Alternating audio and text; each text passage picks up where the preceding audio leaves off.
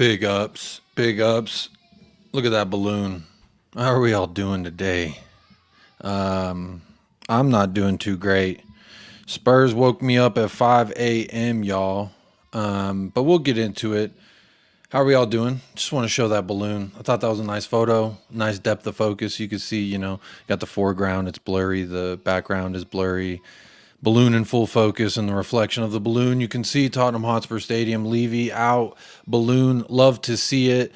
Figure I'd start off the top of the show with that just because, let's just be honest, I saw them balloons. I heard some Levy out chants at the 22nd minute mark, I believe. So big shout out to those fans that are out there yelling the good fight. But you know what? I just had to do a little pop-up tonight. I hope y'all are doing all right. It's actually 10 a.m., so it's not even tonight for me. It's tonight for y'all over there in the UK. Our good friends of the pod over there on the UK side. But it's 10:15 in the morning. I've already had my coffee. I had an early breakfast. Like I said, kickoff was at 5:30 a.m. for me. So those of us in the USA, I mean, even people in California, they had to wake up at 4:30. So they understand the pain. But either way, I just want to say big ups to everyone who did tune into the match, who showed up to the match, who watched from home like I did. Y'all are really the engine that keep this thing going. So let me just say what's up to the chat real quick. I see some people have commented already. Before I do that, please do hit the like if you haven't already. I will be dropping the link for the show. I'll go ahead and drop it in. Anyone who wants to join, feel free to come on, have your say. I don't know how long tonight will be. So if you're watching on replay, you know how long the show is. But if you're watching this live or on replay, big up yourself right now. So big up you. Right there and there, you're in there. Big up yourself. We didn't do good today, but you know what? It's going to be what it's going to be. I accept all banter. I accept all hugs. It kind of is what it is. I've got a poll going as well, asking how are we feeling about that final home match. When I think about it in that frame, that it's actually our final home match, I get a little bit sad, a little bit... I don't even know the right word. I just don't feel good about it. But big up Wayne Bonner, number one. You get the number one chat for today. So the first place prize goes to you, my friend. Here you go. Here's your trophy. We don't know what that looks like over at Tottenham, but big up yourself, Wayne Bonner. Says, sup, everyone. Hope you're all well despite that shit show. It definitely was a little bit of a shit show. Nice. Two people already in the bag. I'm gonna run through these comments real quick, and then I'm gonna bring in the first two guests. Looks like some people, I don't know if they want to banter me. I don't know if they want to hug me. Either way, we're about to find out. But first of all, big up to Alan 10-inch Sibley. Hi, all must we talk Spurs. Unfortunately, that's what I try to do here on the YouTube. But you know what? I usually do a post-match fan show over there on Irish Hotspur. I might still do one later. I don't know yet, but I usually do one over there, and I consider it like a little bit of group therapy. So for me, sometimes it's better to talk it out. Once you talk it out, you feel a little bit better. That's just me though. Mark the Sheriff, big up in the pub. And yes, I have liked. As you know, Mark, I'll never ask you, have you liked and subscribed? I'm just going to ask you to do that in the stream. And if you do it, it's up to you. I'm not going to force you to answer just to look at the chat. But what I will force you to answer is your feelings on the game. And so I see 13 votes, 13 likes. We're looking pretty good. We're tracking. We're tracking. So appreciate y'all participating there in the poll and also hitting that like on this video. It'll always help us with the constant battle with the algorithm here.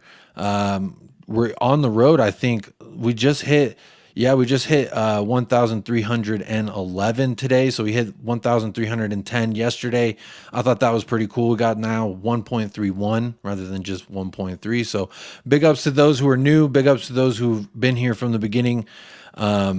As you well know, we have just become monetized. So we also have memberships if you're interested in that kind of thing. But liking and subscribing is free, and you don't have to do any of it, really. That's what's so great. It's really a free country. So let me run through the rest of this chat real quick before I bring in these two guests. I see them. They're ready. One's ready to lay into me, and one, I think he's ready for a hug. I think one's ready for a hug. One. Big up Chelsea Dan. Big up Chelsea Dan. Go check his YouTube channel out over there. Chelsea Dan. I think just Chelsea Dan. Big up Talking Ball Call. Big up Tom Markkinen member, checking in, YouTube member, and I believe a Lovers Lane member doubled up, just like the Ben Kaufman. Big up Jacob. I feel at a new low with Spurs. If we could start a new Tottenham away from Levy land, I'd be in. Wouldn't that be great if we could? I don't know if we can.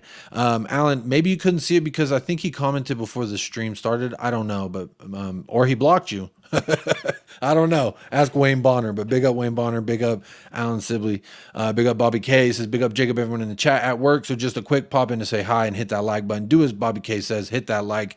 Chris Agambar, what is the nickname that they give you? Are you the most famous Agambar on YouTube? I know Holly. I don't know if y'all are related, but big up yourself. Says big up Jacob. I need hugs. Well, don't we all? I got hugs to go around, y'all. Cursor, big up Cursor, my G, my homie, my fam. Like secured. Big up Jacob. Big up yourself, Cursor. If you know Cursor, you know he's a G. You know he's the GOAT. So there's no question there. Nice. We just got a super chat too. Big up yourself, Wayne Bonner. Thank you for the super chat. I'm gonna bring the guests out because I feel like I've made them wait long enough. They've compiled their thoughts. They're ready. They're like horses at the beginning of that race. You know, they just can't wait to get out the gate. Thoughts on the substitutions and starting 11. I will give mine, and I will bring in Colin from Talking Ball. How are you doing, my friend? Chelsea Dan. Yeah. We got a Chelsea fan on tonight. He's a good lad. He's a good lad. Hopefully he can keep himself, somewhat behave himself because we are still tender wounds right now. Treat Pochettino nicely, okay, Dan? I do want to ask you about that first, but first, Colin, let me ask you how you doing, and then I'm going to ask you to answer this super chat. I'm fine. I woke up about 10 minutes after the match had started, so I missed the goal. So I saw we were 1-0 up, and then it all went to shit. Maybe I shouldn't have watched. Maybe I shouldn't have.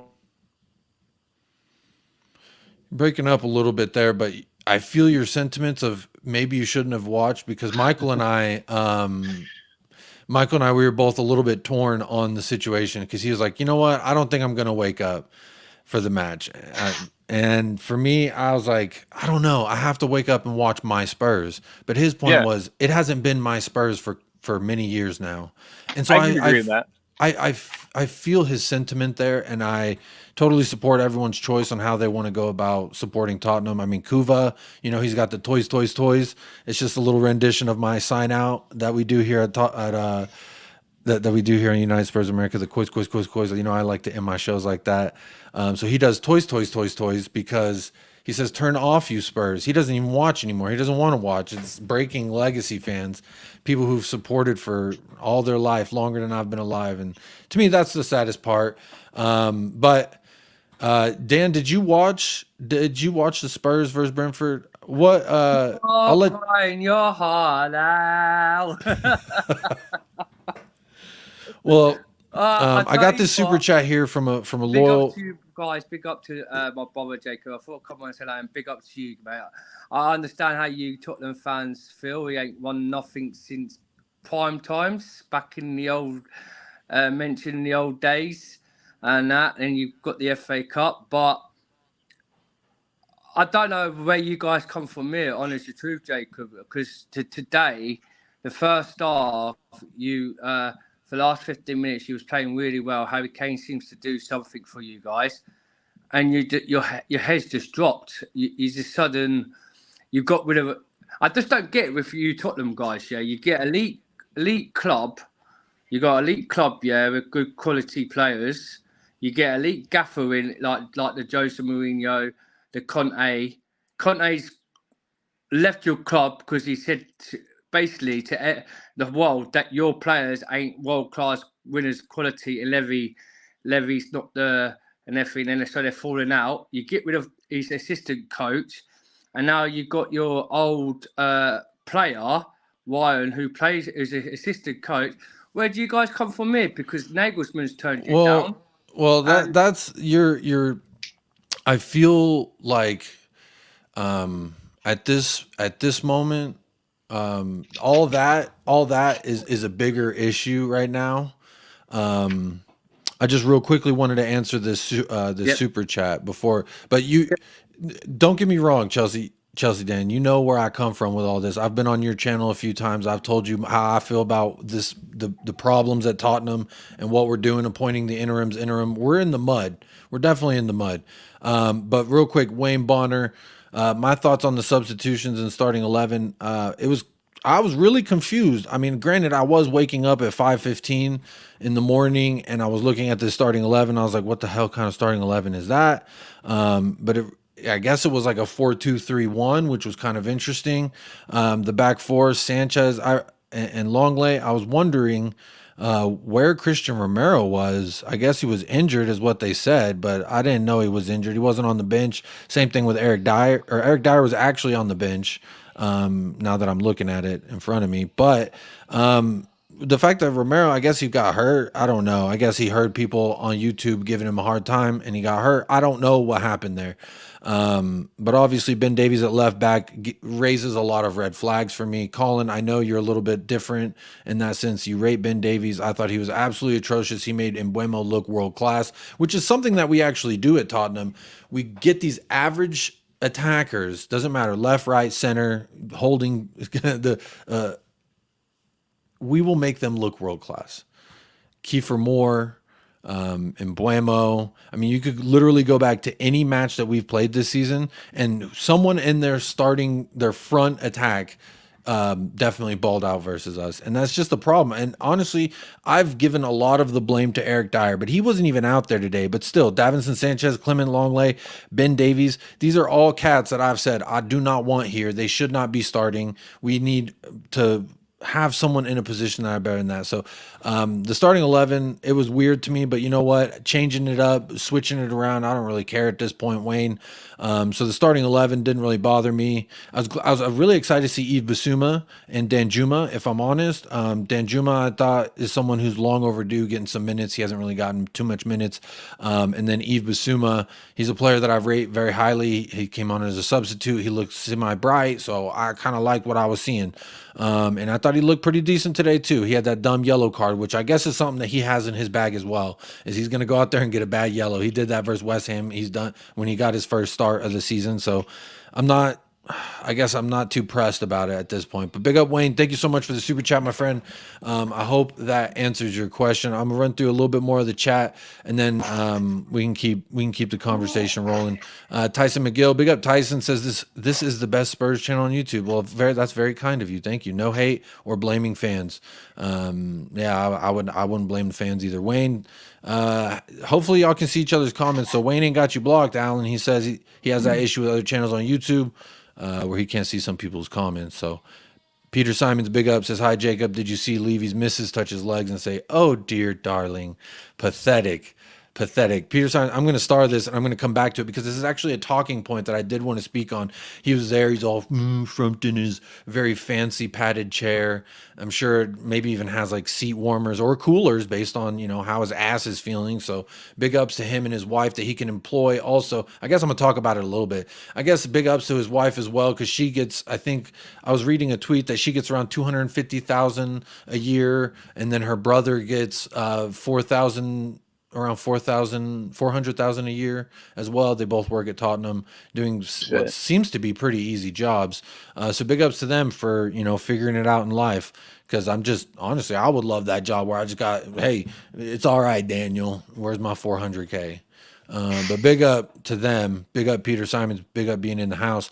Richard Evans. Big up Jacob. UTC. I'm not going to read that out loud, but I know what you're saying there, my friend. Big up Richard Evans. Good friend of the pod. No European football is looking likely, says Adrian Schroka. It is a likely prospect, but most Spurs fans are beyond caring. That's another point I will star. I'm going to bring that up, and I want to ask Colin about as well. Colin, do you care that no European football looks likely on the forefront of this journey we're going on? Big up Ben Kaufman. No, I don't. It would be nice to have a season without, to where we can actually focus properly on the league. We can actually focus properly on, you know, maybe like a winnable cup, and kind of start from there. We saw I think it was Chelsea Dan's team down here. They didn't have European competition one year, and We've just seen with teams that are already pretty good, that already have a pretty good squad, a good starting 11, that if they don't have European competition, they tend to perform better in the league. So yeah, I'm excited for us to maybe get that. I feel you. I wouldn't mind one game a week. Big up H Talks. Another I'm gonna say good guy. He's a Chelsea fan, just like Dan is, but just because they support a different club, to me, doesn't mean you can't be a good guy. So big up H Talks. Go check out his channel as well. Young blossoming YouTuber himself. So big up Alan Bennett, 47 years, going Spurs fan. Not going back till I see you next Tuesday. Oh, I see what you did there. Still till he's gone. Big up Alan Bennett. Like I said, another person when I was mentioning Kuva, Colin, Kuva's a huge supporter of Tottenham, but at this point he doesn't even watch because why would he? So big up Alan Bennett there. Alan says Ethel, the tea lady, is in pole position for the manager's job at present. No, she said that being a tea lady is actually more fun. I clicked something. Yeah, you have hey, Colin. That's because your family. You have managerial status here. You can run things. Just don't hit that big red button in the corner that says "End broadcast." That's the only one. No. Anything else we can fix. Big up Richard Evans. You think you got it bad? I had to call my boss earlier, just after the game. He is and has been a season ticket holder and box holder for years. Richard, be easy on him. Us Spurs fans are hurting right now. Be easy. Big up Scott M. But the first comment of the day for Scott is fans are to blame, so should be. No reason to sugarcoat things that are true. Scott, I can't blame your fans, Jacob, because what it is, I know if you took what. As you know, we're brothers. We speak a lot on WhatsApp group, and we go on my show. Yeah, and we talk about your club situation and we talk about our club, yeah. But there's times before that we ain't never been European. We've won Premier Leagues, we've won Club World Cup. And I feel sorry for you fans. I do really feel sorry for you because to go to watch a Tottenham game, yeah, that you guys are meant to say you're the biggest club, ain't winning nothing. It's just like, it's depressing for you guys. And I'm thinking, when's it going to stop for you guys to not, when you're ever going to win the Premier League? Because next summer, it's good that if you're not in the European, but you don't win nothing. You can't win nothing. You ain't won the FA. When was the last time you won it? After the Arsenal in the 1998 to the 2000s? That's when the last time you won like a cup. So we're 2023 now. Are you guys worried if you don't get another manager who can't proceed to your club to start winning like titles or cups? Are you fed up? Are you guys like really fed up? Are you definitely left out? Absolutely. On this channel, I've always made my thoughts very well known on this channel and other channels. This balloon will also tell you how I feel. I love the balloon thing. Hey, to me, how did no one get distracted when all them balloons were on the field? I would have been, I felt like I would have accidentally stepped on one. No one looks like they even seen them. But I mean, obviously there was balloons flying around. I thought that was funny. It was like 6, 7 balloons. Big up to those who snuck those balloons in there. But yeah, Dan, no, everyone is Levy out. That's what, I mean, not everyone is Levy out. Let me take that back. Everyone that I've spoken to have gotten to, it's always, what is your breaking point, right? So everyone has a different breaking point. For me, when you sack Jose 5 days before a final, that's a red flag. But it wasn't my breaking point. You got in Antonio Conte, Nuno coming in the 70-some days or whatever it was without a manager. That's another red flag. Wasn't my breaking point, though. They brought in Antonio Conte, and I really felt like he could have done something for us and that there was hope at that point. So for me, once I saw all that go awry and the summer we had this season is definitely the breaking point. Like I was always Levy out because if you just look to me, I'm a big statistic person. I like statistics. I think they tell you at least 50% of a story. Apologies for my son crying. I don't know if y'all can hear. Can y'all hear that? No, you're all right. You're all right. So for me, this summer was another, it's been an accumulation of red flags or hypothetical or metaphorical, straws on the camel's back that is now finally, it's been broken. For me, as soon as we lost the FA Cup, match, and it really just seemed like the club didn't care. The club wasn't worried that, hey, we had the easiest schedule to get to that final out of anyone, and it's just that, and sacking Jose 5 days before final. I mean, how many cards you got to get played before you say stop? We're playing blackjack, and I only want to hit 21. Like, it's just gotten to a really bad point for me. Hey, we got another guest. A beautiful face, might I say? Such a Missed that beautiful one. person that is in the back. I'm not even going to waste more time just blabbering on. I'm going to bring him in before we get going anywhere else. Whoa, look at that. Hey, wait, Hey. let me take this comment. What's going on, Mari? What's up, dude? Hola, ¿cómo estás? Viva en México. Oh, muy bien. Yeah. Yes. It's Brother nice Colin. day. What part of Mexico are Yeah. you in? Mexico City. Oh, okay, so you're way further south. I was gonna say, if you buy Juarez, man, come holla at me. Yeah, man. Visiting my girlfriend and just woke up 5:30 in the morning. Big up to people who live the West Coast who watch Spurs, man.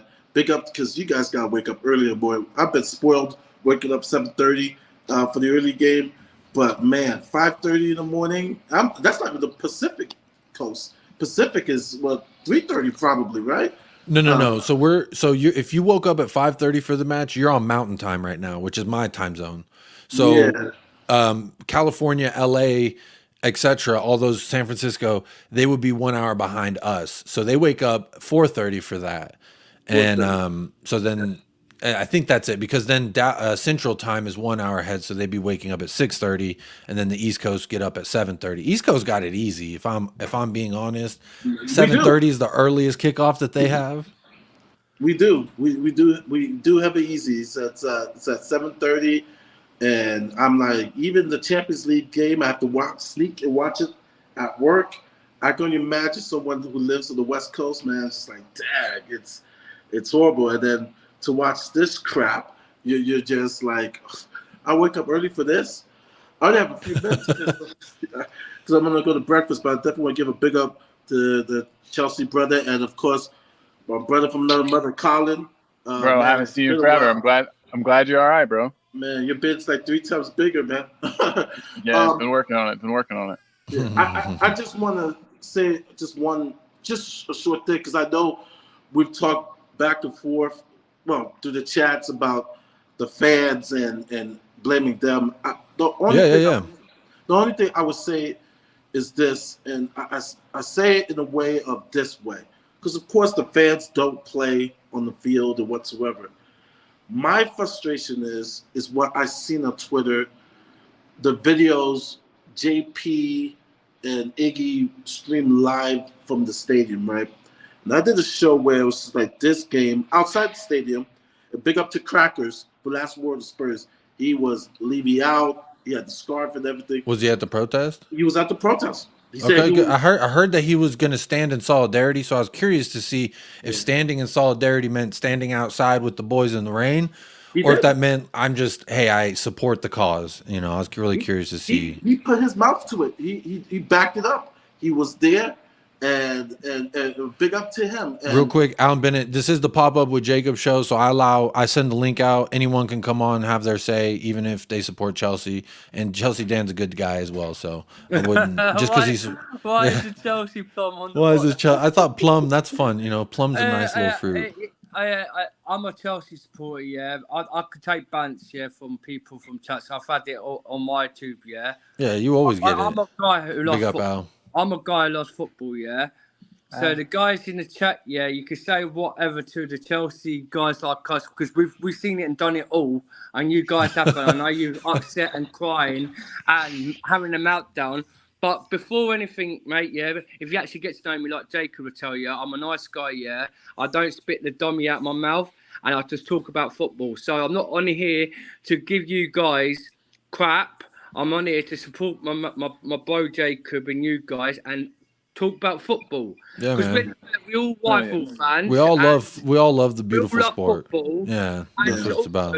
Also, we talk about football that we love, and in a day, yes, every single club rival each other's and do bants, but we just talk about football, that what we love, and I'm on here to come on and ask questions because I'm a Chelsea supporter. So you guys, we've got Pochettino, we've got one of your managers, who's just come to Chelsea Football Club, all right? Has got the money to spend. Is that official? Is that official yet, Dane? Yeah, it's official now. Yeah, official. Son of a Yeah. bitch. I gotta start hating that guy now. So wait, it's official that it's like official. I mean, I know Fabrizio did the here we go, but yeah. So Mari, how do you feel about that? Real quick, we brought up Poch. Colin, you said that you gotta hate him now. I'm sorry. Yeah, I mean, what other choice do I have? I mean, you could just let the man live his life and accept the fact that he's been away from Tottenham. We did him wrong, and he's been away from us for a lot of years, and he's done nothing but show love to us. I mean, yes, joining Chelsea. But how many times we dip in Chelsea's pot, and now we're going to complain that they took one out of ours? They should be. And I mean, so my thing is, he's going to do well there. He's going to succeed. He might even poach one or two of our players. So yeah, like I'm just getting ready to be angry about that. Yeah. I quickly have to go. Yeah. You asked me about Poch. I'm come to the point I'm resigned for supporting this club since 2008.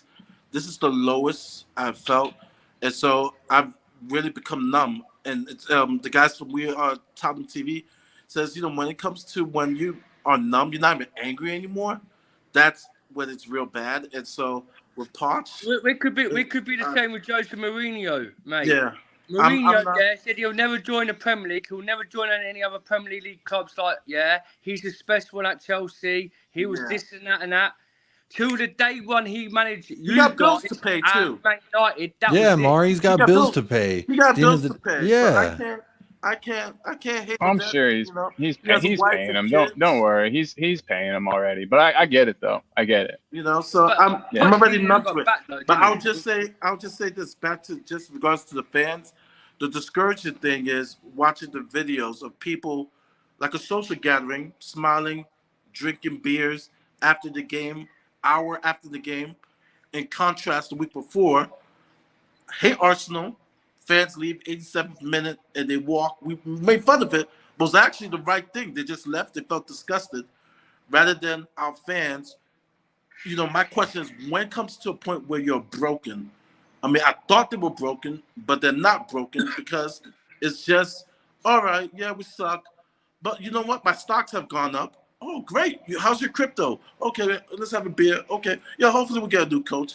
And it's just like, we don't it's a social gathering, man. We don't demand more. And that's what Levy acts the way he does. It's just, I see the AC Milan fans, the ultras, I don't know if you saw the video, they called out the players and the coach. And that was amazing. Yeah. That was amazing. And I know ultras get the bad rap for sometimes being violent whatsoever. In that case, that was more peaceful. But it's just that with the fans, it's just like, man, we want Levy out, half of the fans singing, and then the other half trying to drown them out by saying, come on, you Spurs. But the funny ironic thing is, reportedly, the Brentford fans were singing, keep Levy in. And they were the loudest, keep Levy in. So it's just... Before we let you go, Mari, Ben Kaufman, shout out Ben Kaufman, Doubles Lover Lane member. Mari needs to recommend some good places in Orlando for the Ben Kaufman. Yes, he says he's coming in 2 weeks. Ben, send me a private message, man. I met up with Will when he came to Orlando. I have a brother that lives in Orlando too, so maybe y'all could all link up. Coffee shops, man. I know a couple of good ones. If you like craft beers, I know a couple of good craft beer ones. Restaurants, whatever you want, man. Let me know, and I'll meet up. So just send me a private. I went to Orlando when I was 7 years of age because I've got family living in America and all, like Washington, Miami, Los Angeles, like places like New York. I've got family living in America myself, so I used to go see my great granddad and my great nan, and they took me to Orlando's once. There was a place called the Pirate Ship Restaurant. I don't know if it's still there. He used to have a pirate on the front of the thing, and it's a really good place, and people used to dress up as pirate. Sounds like Tampa Bay. But yeah, we used to have my first beer there, Jacob, right? And with my great granddad, he bought me and then there was this pint like that. It was like bigger than it from the United. And I said, how much does this cost? He says it's like $2 like $3. Like, I think, what Well- size is that compared to the United Kingdom's pints? Yeah, tight. Yeah, we go big or go home here in the Yeah. States. Oh, That's what yeah. you'll. Well, Mari, guys, Mari. I got Before we go, Big I up want you, to compliment you on that kit. I love that kit. That is one of my I love favorite one of my favorites. throwback kits. It's got the subtle vertical stripes. That thing's so You got nice. this kit, It's so Mari. no, Dan, quiet now. Mari, thank you. Where I can? got 2 last words. Yeah. Beyonce in. Hey, come on. You know, hey, I would trust her more than I trust his current regime. So Beyonce in, Gaga in, Wiz the Kid. He could be our director of football. Wiz Kid. Yeah, Wiz Kid. Honestly, I don't even know his fucking name. Big up, Mari. Thank you so much for calling in, man. I hope you have a blessed day in beautiful Mexico City. Thank you so much for calling in, my friend. Have a great day. You too. Big up, Mari. We did get a super chat in. I want to bring it up now. Big up, Adrian Chia, with the second super chat of the day. Appreciate y'all showing some support. Jacob slowly scamming rival fans to support Spurs. I'm trying, but I don't know if they're gonna buy what I'm selling, and I don't blame them either way because honestly, they're trying. They've always been. Every time I tune in and I show support on their shows, everyone says, "Come over to Chelsea, Jacob. You'll see some trophies." And of course, I'm not going to. I'm loyal to mines, and y'all know that. So, I also want to say big up to Ellie. She's at the women's game. She was at the game earlier, so she's doing the double feature creature nightmare, whatever you want to call it. She's having a great time. Big up Ellie as well. So, just want to say big up to her. I'm going to keep running through the comments, but if you got any questions for us, hit us with the question or hit a super chat and we'll get to it straight away. If not, then I will star them and I'll bring them up. I saw a comment. can I- Who's the guy next to me again? What's his name? Colin. Oh, Colin. Yeah, you from the UK and all, yeah. No, he's from Indiana. Oh, you're from Indiana, yeah. Okay. Yes, sir. Yep. Sorry, I didn't mean to put your geolocation out there like that, Colin. Oh no, bro, sorry. you're all good. Shoot, I don't care. We got Can I quickly ask him a question? You say that you'd be pissed off with Pochettino. You're gonna hate him now because he's gone to Chelsea. Yeah. Well, why is that? Because the thing is with Pochettino, yeah, he spent 5 years at Tottenham, never got back to buy hardly any players what he wanted. First season he only spent 400 million at your club, never got backed. He wanted players that he wanted to bring in for talents so he could win, but Levy never done that for him. Why would you hate a manager like that who never got backed for your club? And I don't. Okay, I guess hate's the wrong word, but so football to me is a very emotionally driven thing, right? There's not a whole lot of logic going on up here when I'm watching. When I'm watching, I guess but when it's my club, when it's there's just not. And I like you, Dan. You seem like a great guy, but like Chelsea as a team, as a squad, hate them. Battle of the Bridge, my favorite match in a long time. We lost, but that fight was sweet. That was awesome. So I just to see him win stuff with Chelsea, which he undoubtedly will, is just going to be so painful that instead of being sad, being mad is the easier. You know what I mean? It's the easier emotion. It's I'm a simple man.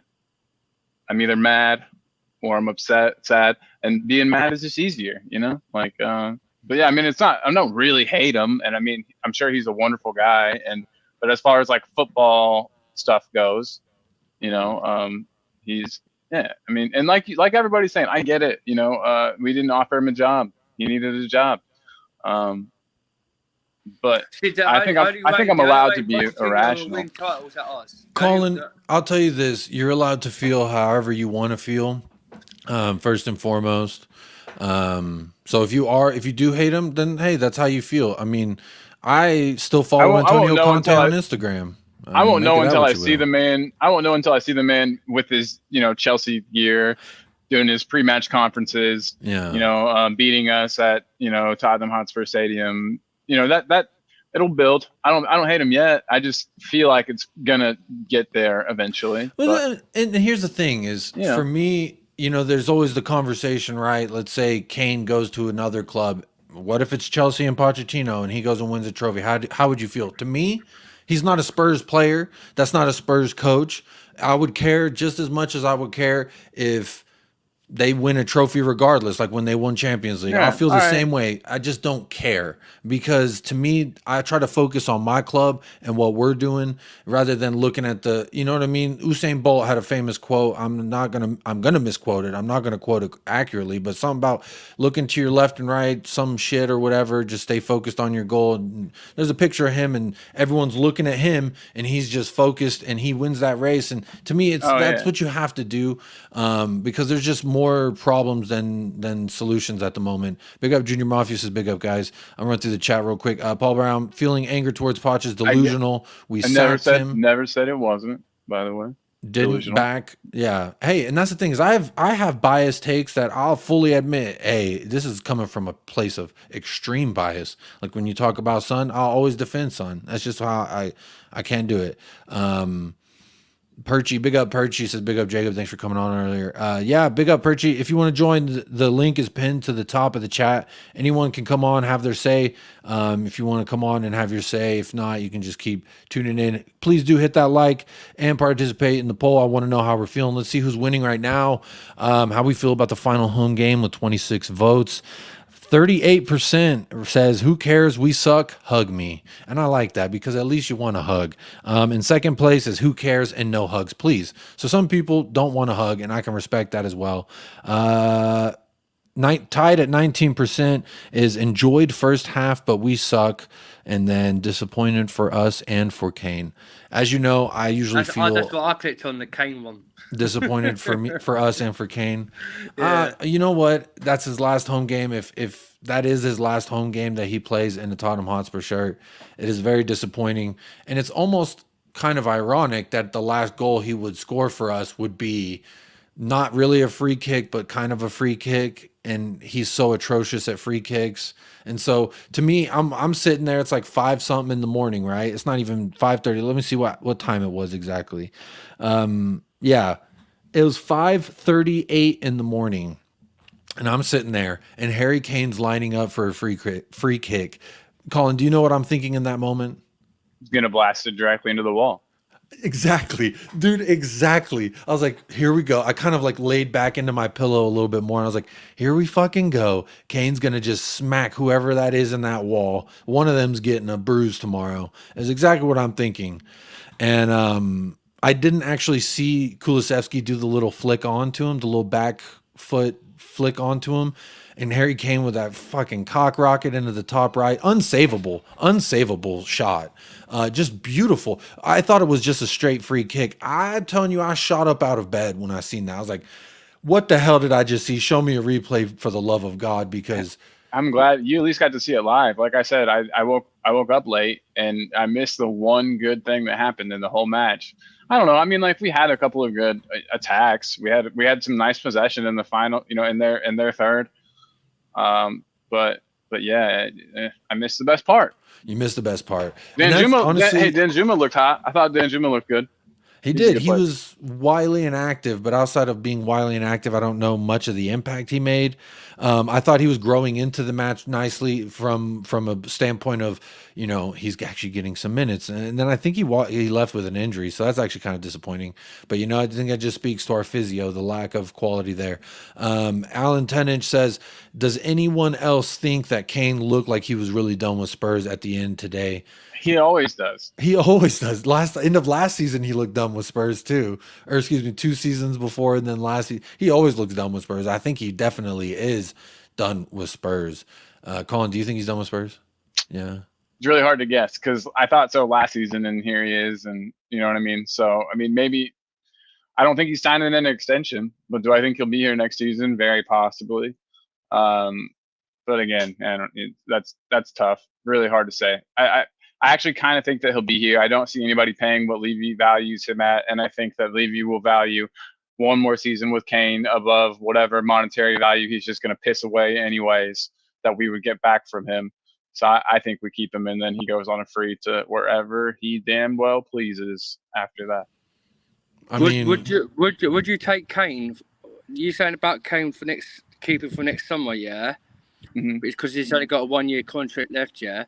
Would you not worth take the 80-something million selling this summer, Yeah, so you could get money to buy someone out, or would you have taken? No, Levy in a free won't spend it. Levy won't spend it in a way that I think will do the 80 million justice. You know what I mean? Like, I don't feel like it's not gonna be all spent on one player. It'll be spread across like 4.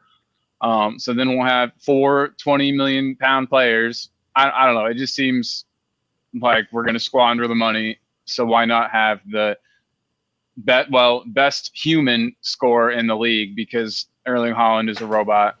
Yeah, he's not human. So I think that's fair to say the best human score.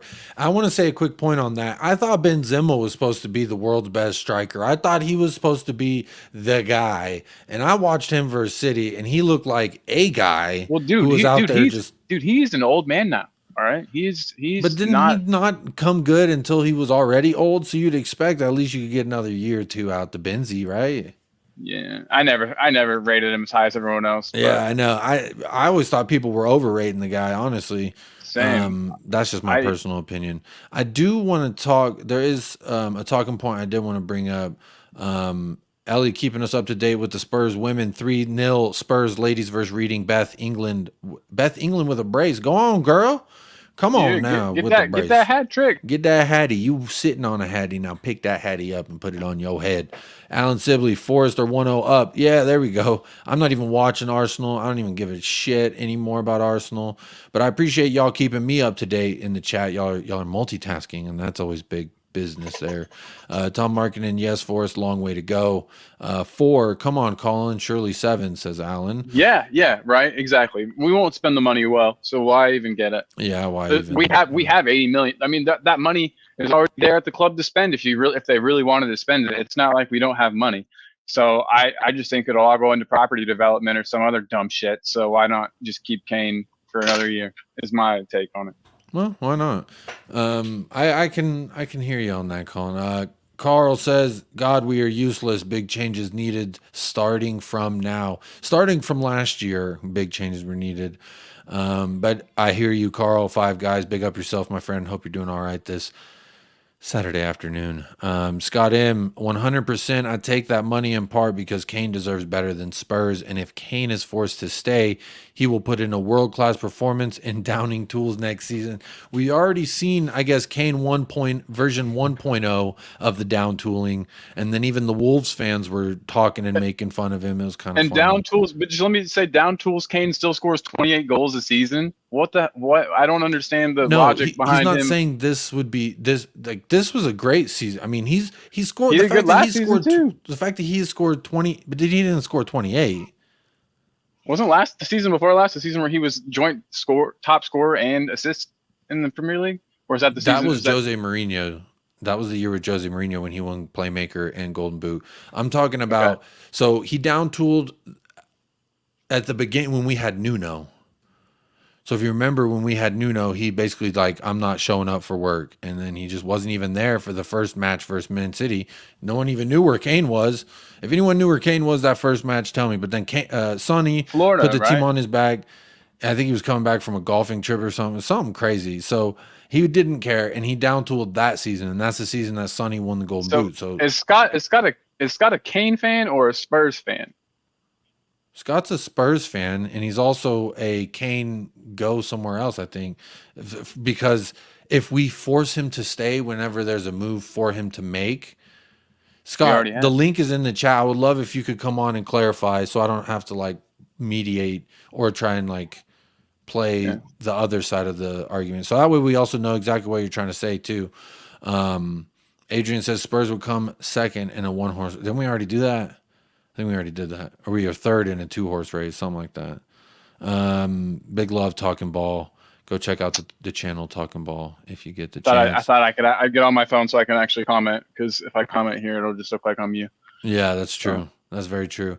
We are up 4-0. Up, Kit Graham. Woo, says Ellie. They're looking good. Look at Kane under Nuno. Yeah, that's what I was talking about. So Kane under Nuno, it was a world-class down tooling. He didn't even care. And that's what I'm talking about. Wolves fans were singing, he wants to fuck off. He wants to fuck off. Harry Kane. He wants to fuck off.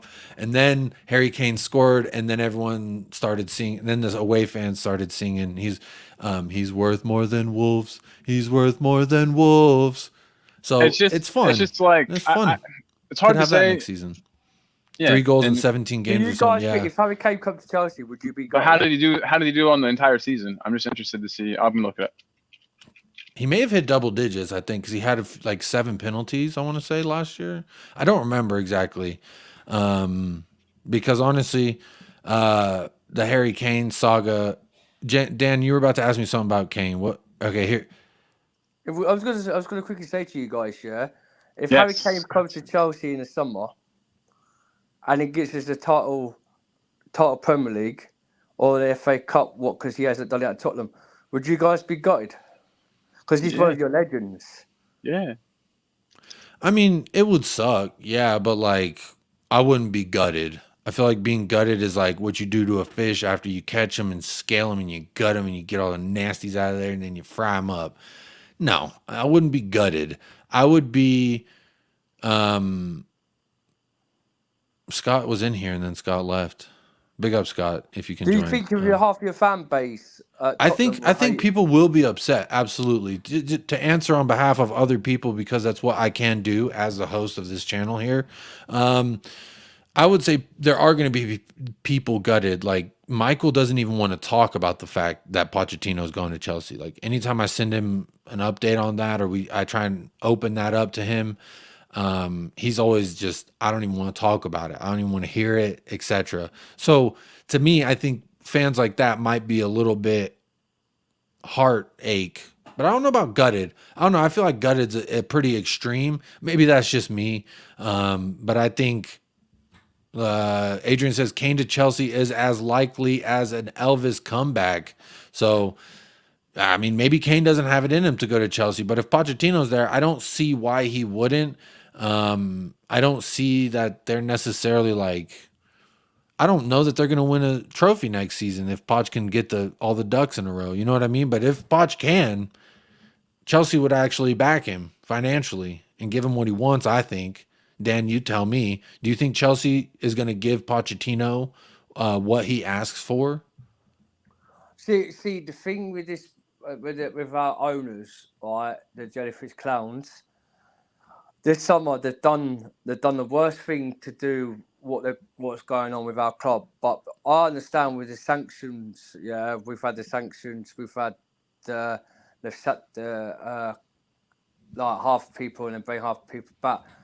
If Todd Bowley and Ed Barley keeps out the dressing room and let Pochettino does the stuff and let Pochettino do the business at Chelsea, let him control the players, let him bring what the players he wants to bring in, let him control the financial of the team, the balance and the mentality and all this ego stuff, yeah, with the talent players what we've got, then I think Pochettino will get somewhere. But if Todd Bowley and Ed Barley comes in and steps in the dressing room, right, of Pochettino, I don't think it will go any further, because with Thomas Tuchel, like they said, yeah, Thomas Tuchel came out the truth. They went into the dressing room, and because Thomas Tuchel did shut the door on them, they didn't like it, and that's why it ended up fire and attack. I see with Pochettino, I don't know much about Pochettino like you Tottenham But fans the question, Dan, yeah, will your club spend money on players that he wants? That's of course what. it will. Yeah. Yeah, it will. Because as you know, Jacob, we spent 600 million this year. We're going to get rid of 12 players in the summer, so they're going to spend another 300 million for Pochettino. He wants a goalkeeper, like he said. He wants a striker. And if that's the case, Harry Kane's going to be the next idol for Pochettino, because you know Pochettino and Harry Kane are like that, Jacob, isn't they? So, so if we did bring Harry Kane, they're looking to get Victor Osimhen, Declan Rice, the Casado. So there will be players that Pochettino, they will back Pochettino to spend in the summer. But we just don't know which, like, we were looking on Twitter, like, Joshua Kimmich, next idol for Pochettino. We don't know if he wants it. So we don't know what Pochettino might bring in the summer, who he might get rid of, and who he might want to bring in. So, Speaking of bringing in, here to clarify, everything he said before. I think he's good to go. He's in the car, so he's getting it sorted out. His mic is muted, and I guess once you unmute your mic, Scott, I'll know that you're good to go. I don't want to throw you in the stream if you're like still trying to figure out your stuff. But big up Tony Tiger, big up Talking Ball. Go check out his channel over there, Call with Talking Ball. Hey guys, I actually need to leave. He's going on a hike. A place called Garden of the Gods in Illinois. Apparently it's beautiful, but he's going to listen to Scott. So as soon as we get Scott sorted out here, then we will bring him in. And let's see. Okay, fair play, Scott. But big up, Colin, we're talking about real quick. I'm gonna catch up on the chat. Tony Tiger, that's what I want to say. Big up, Tony Tiger. Yeah. Go ahead, Dan. I guess I was already caught up. So. Question for you, my brother. Yeah, because I've noticed a lot of people don't ask you question. Well, if Harry Kane goes and some of your players, who would you like as a manager to come in as Tottenham, and what players would you want to have to bring in, like, so you could start winning titles? Like, what's your strategy? And I mean, are you asking me in the sense that I have an open checkbook, or that I'm operating under the same stipulations that Spurs have been operating under for years now? Because managers that come in, I've been saying the same thing, and I'm not gonna divert from how I feel about it, which is it doesn't matter the manager you bring into Tottenham. If it was Nagelsmann coming in, if it was Jesus Christ himself coming in, if they're working under the same stipulations under Levy. Now, I'm not saying I'm not open to the idea of Levy staying and just giving someone else the responsibilities that he's currently and someone else the financial freedom to do whatever they want. So if that happened, I'd be fine with that too. I just need this man to stop making decisions for my club financially, because he does spend money. He has spent some money. I mean, you could argue not the most money, but it's never on what we actually need. We spent 60 million on Richarlison. I need that 60 million spent on the damn center back that can play the damn game before I start talking about bringing in a backup to Harry Kane. If you're going to bring him back up to Harry Kane, that's not really going to play. Why don't you go get someone like, well, now he's not going to come here, but a guy like Gift Orban. You could have got him from Genk last year for 5 mil. Easy peasy. There's a backup striker, and we have one that can score a damn goal. So, let's see. I think Scott's ready. Let's bring him on in. Scotty, can you hear me? I can hear you. Can you hear me? I can hear you, my friend. Yeah, I'm driving, so if it doesn't work, just mute me or kick me out. But I'm actually on my way to the dump, which is fitting after watching the Spurs players today. I wish I had a few of them in the back Let of me my ask van you, right now that I could toss out. But before we get on to the conversation that you and Colin were having, because I do want to still get your stance on that part, but I do want to ask you what your thoughts were. There was a super chat that came in first from Wayne Bonner. Thoughts on the substitutions and starting 11. The 4-2-3-1. Did you like what you saw, Scott?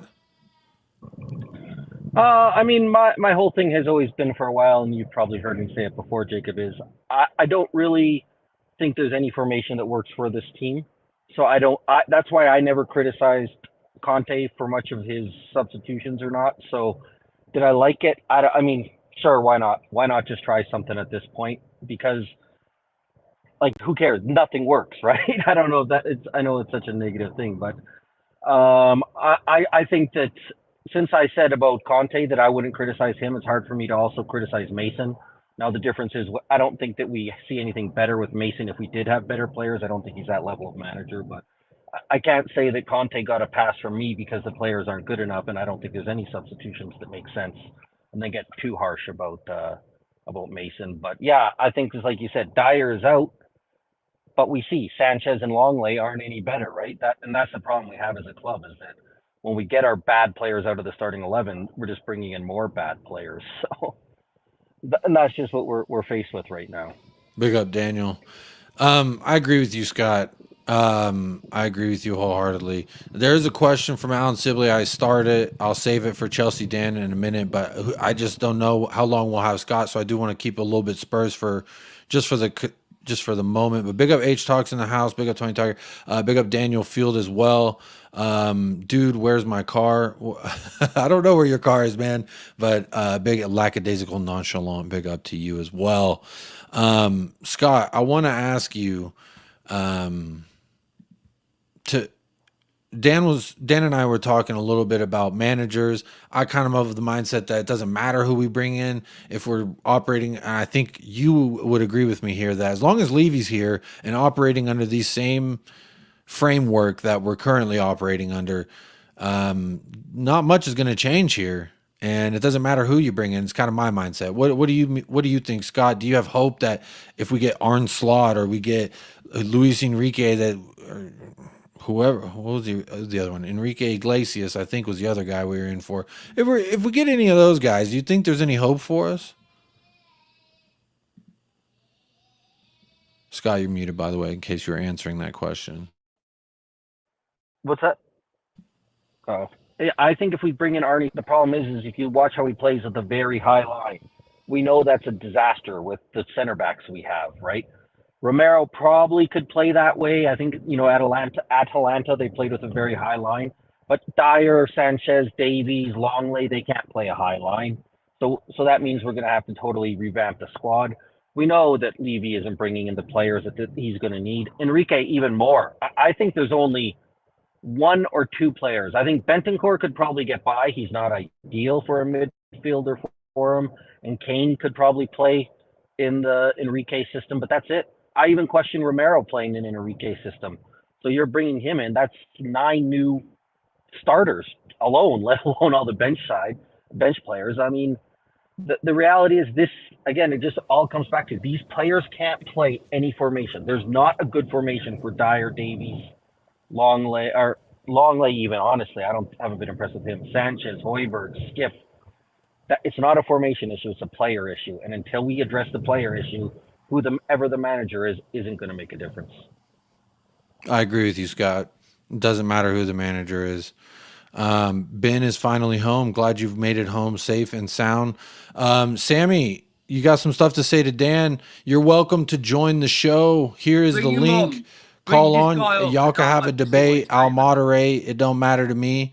But he's a friend of the channel. He supports the channel. He always hits a like on the stream. So I would ask, please, for you as well, do hit the like as well. But you're welcome to join. This is an open show, open to any fan, anybody. We don't discriminate or hate here on United Spurs of America. So big up. Jacob, sorry, this Sammy, is being rude to me, Come on, I did not say, I did not once slag off Tottenham all the way through the show.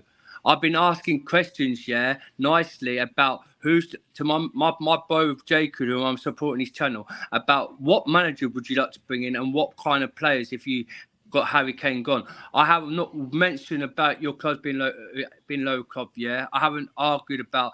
I've been slagging your club. I talk about football, and I'm a guy who talks about football, loves football, And in a day, banters, we do banters. Me and Jacob do banters on WhatsApp. That's about it. I don't come on shows to banter anyone's club, You're kind of guy that you probably loves your club, Tottenham, and you would like to see winning trophies, right?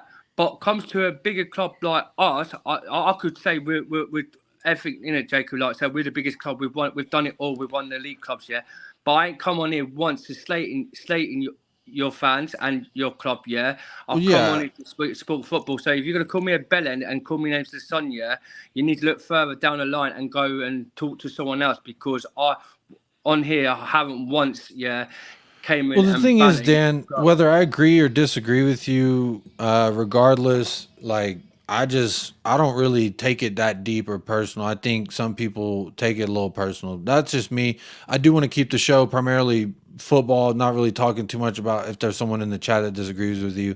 Can I just he says, say, you spit crap, Dan, dude, leave it out. You're hurting our ears. Sammy, if you can hit a like, but let's just try to keep it football. Just disagree with him. There's a phrase, right, that goes around, debate the argument, not the person, or attack the argument and not the person. That's what I say. So whatever he says, if I said anything wrong on it, Jacob, so come on. You've only really asked questions as far as I could see. Yeah. So where's this guy coming in the chat, starting like saying crap? Yeah. So, big up to Scott. I've I been say asking you guys just questions. ignore it, Dan. I'll just say, Dan, don't worry. I'll slag off Spurs much more than you ever will. So don't worry.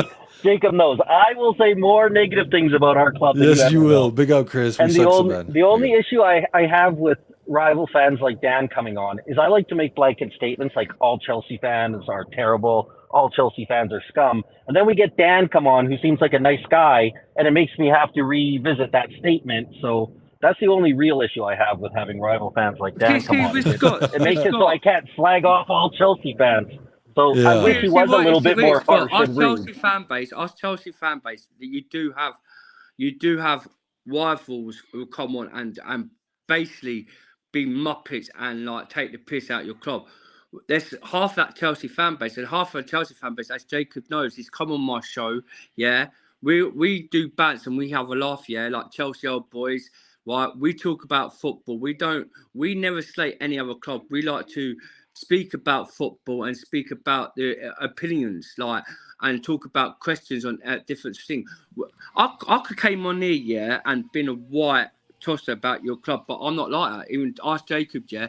I mean, the most you do is send me pictures of trophies, and I mean, to me, banter is banter, and I think it's all good and gravy. But before we continue on with the conversation, we've got a very special guest, a very chilled out. Wait, he might still be mad. He might not be chilled out, but I know his channel is the most chill corner of YouTube. And I'm not saying Spurs YouTube because sometimes he don't even talk Spurs. Sometimes he avoids it completely. But regardless of that, he knows what he's talking about. Let me change this layout and bring in the one and only Ben Kaufman with the Coffee Company. How are you doing, my friend? I'm very angry. If you probably... I've just been to the pub to console myself, like you always do after you've been utterly embarrassed by Brentford, completely and utterly played off the park. And we're gonna have some home truths. I am very angry with all the Tottenham fans that gave Lucas Moura a clap today when he came on. I'm very angry. This guy has stolen a living for 3 years after the Champions League final. The last 3 games he's played, the last 2 games in particular, he's cost us the games in both of them. He got sent off against Everton and he gave that goal away against Liverpool. This guy is utter trash. Since that Champions League final, he has been awful. He should have been sold years ago. This is a guy that does not deserve to wear that shirt anymore. Hence why we've not given him a contract. When we're chasing the game, we're 2-1 down against a really good Brentford side. We show why Tottenham Hotspur Football Club is a small club. Tottenham are a small club because we show sentimentality instead of trying to win a game of football. Instead of bringing on a Porro, who we spent 40 million for, we bring on Lucas Moura. A waste of space. Well done for your game 3 years ago. In a big club like a Chelsea and Man United, if you put in terrible performances all season, you don't get claps from your fans. You get pushed out the club. You say, you're not good enough anymore.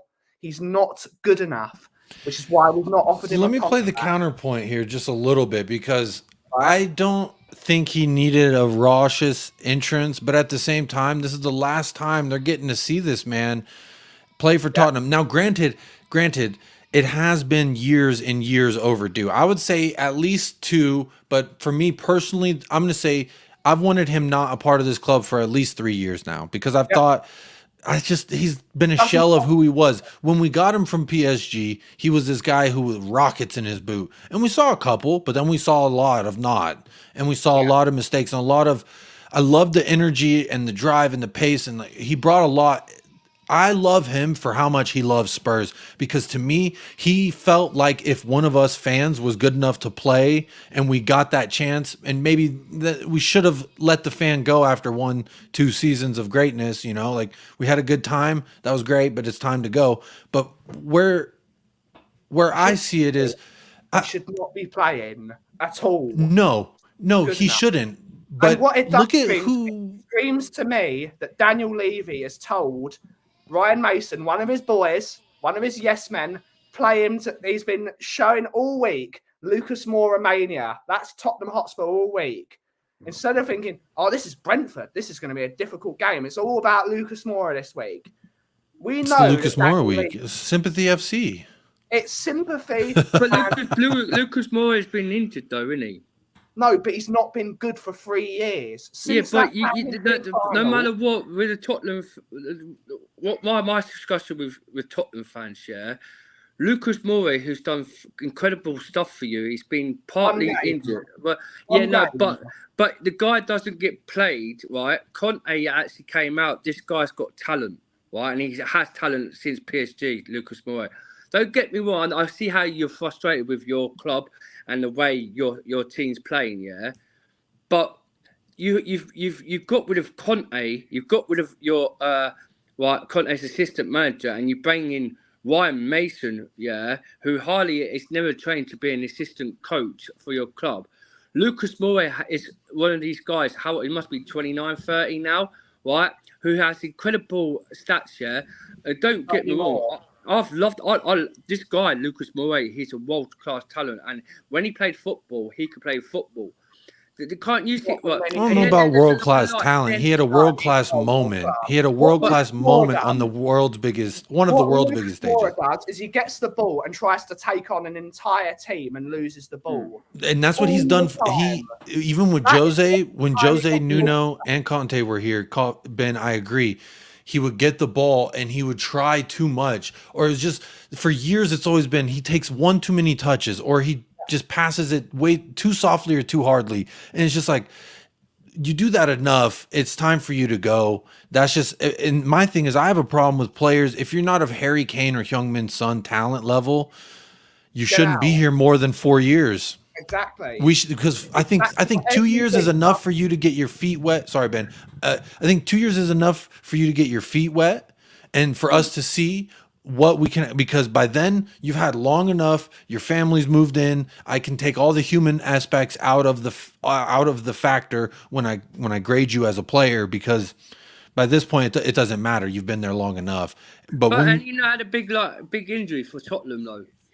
He's always having little injuries. I don't know about. Yeah, he's always having injuries. That's the thing. Lucas Moura, again, he's living off of one world-class moment where he had a hat trick and we're back. But Ben, what were you going to say before I cut you off? I was going to ask Dan the question: how many average players stay at Chelsea for more than 4 years, putting in average performances for 4 years straight? Great question. Great. What do question. Chelsea do? They hound them out. You are not good enough to play for Chelsea. I can't argue there. I can't argue. Has been brilliant for the last 3 years. He's not the best footballer, but Chelsea fans are hounding him out now. That is Hakim Ziyech. We want him gone. And he's we want him gone. He's a much better player. If you told me, I would happily give Hakim Ziyech a piggyback to Tottenham rather than he's a quality footballer. Yeah, he's not worked at Chelsea. Maybe it's because of the managers, but he's a much better player. Chelsea fans are hounding him out. Mm-hmm. And we have the perfect example. Look at Liverpool. They have Bobby Firmino, right? He's going out. He's leaving the club. He's a guy who actually helped them to get to Champions League final and win. Helped them win the league. He's a guy who should be celebrated. He comes on today, scores the late goal for them to get them the draw to keep their slim hopes of top 4 alive. Like, that is what you want in a player. That's what you want in a player that you celebrate. But we celebrate Lucas Moura, who, like you said, one game which didn't win us anything, versus Bobby Firmino, multiple games that helped them actually win trophies. Then when he comes on today, he actually helps them. That's what a club like Liverpool does. That's the level of player they celebrate. That's the level of players they have and why they win, where we're supporting Lucas Moura and why we win nothing. I'm all upon. If I would happily have Bobby Firmino play for Tottenham next year. Forget the injuries. That is a player I want. Comes off the bench and makes an impact. Lucas Moura, he comes on the pitch and does what Lucas Moura has done for the last 3 years. Try to take on an entire team. So Instead of Danjuma gets hurt in the 66th minute, and Lucas Moura comes on for him. Are you saying I would agree with this? Maybe Richarlison should have came on instead of Danjuma, but maybe we were looking for pace over. Pedro Porro, put him on the right wing where he's been playing and doing slightly okay for the last.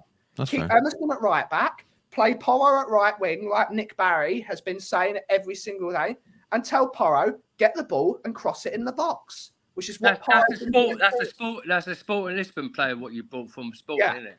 And he's been doing okay on that right wing that last couple of weeks. Whenever he's had less defensive responsibilities, he looks all right. He looks all right. But what we do is we take off all our defensive players. We put on Perisic at left back, not even left wing back, a man that cannot defend. We put on Pedro Porro, a man that cannot defend, and we got Sanchez in defence. And we said, "Yep, we're gonna lose now." I see how you're frustrating this because that's what Chelsea did. They bring like Raheem Sterling as like right wing back. You had like Perisic as left wing back, and like they're not defenders; they're like wingers. They're not defenders.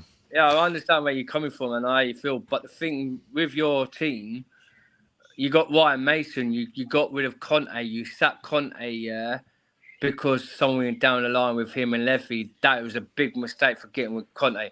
Because Conte, if you kept Conte, I could see him not this summer, but next summer do something for you guys to win a title. But the thing is, he got frustrated enough with the way that we operate because he says, if you listen, I've listened to his final final press conference 100 times. I listened to it this morning. I wake up and I eat breakfast and I listen to it because it fuels me. Look, I love Antonio Conte. Make of his performances and his managerial tactics what you will. That's a different topic. But any manager that comes into this club, it doesn't matter if you operate in a way that fans don't like. When you have operated with big clubs like i.e. Inter, Chelsea, you see how things are done. Juventus, right? Even the Italy national team, that's how you exactly. But I'm gonna take the national team out of this just because for the sake of my argument. You see how things are operated when you say, hey, yo, man with the check, I want this guy. Look, I think this guy's out for available. Hey, I heard that this guy may be looking for a move. He wanted Casemiro. And who did we get him? Nobody. Yeah. Nobody. He got Perisic, yes, but that was on a free. And he's, again, I'm going to say, because that was a free, I don't really count that. But this guy, he was here long enough to see the belly of the beast. Anyone who works anywhere knows it doesn't matter how big of a company it is. Once you open that rug, lift up the rug, there's some stuff swept under there. And it's very evident to see within a year. And he had been here long enough to know how we were going, our trajectory, and how the future was looking. He said, this is not how you operate. 20-some years at this club, you have to look at the owners. It's not just the owners, the players. And it's not, he said in that final interview, this is the way the club operates, and everyone wonders why they never win anything. You change the manager, you can keep operating in this way, but it won't change anything until you change the way things are done here. Yeah. I mean, he fucking told us, and we said this when we hired Antonio Conte, that he will get fed up to a point and he will hit home truths. And that's exactly what he did. And fans fucking hated him for it.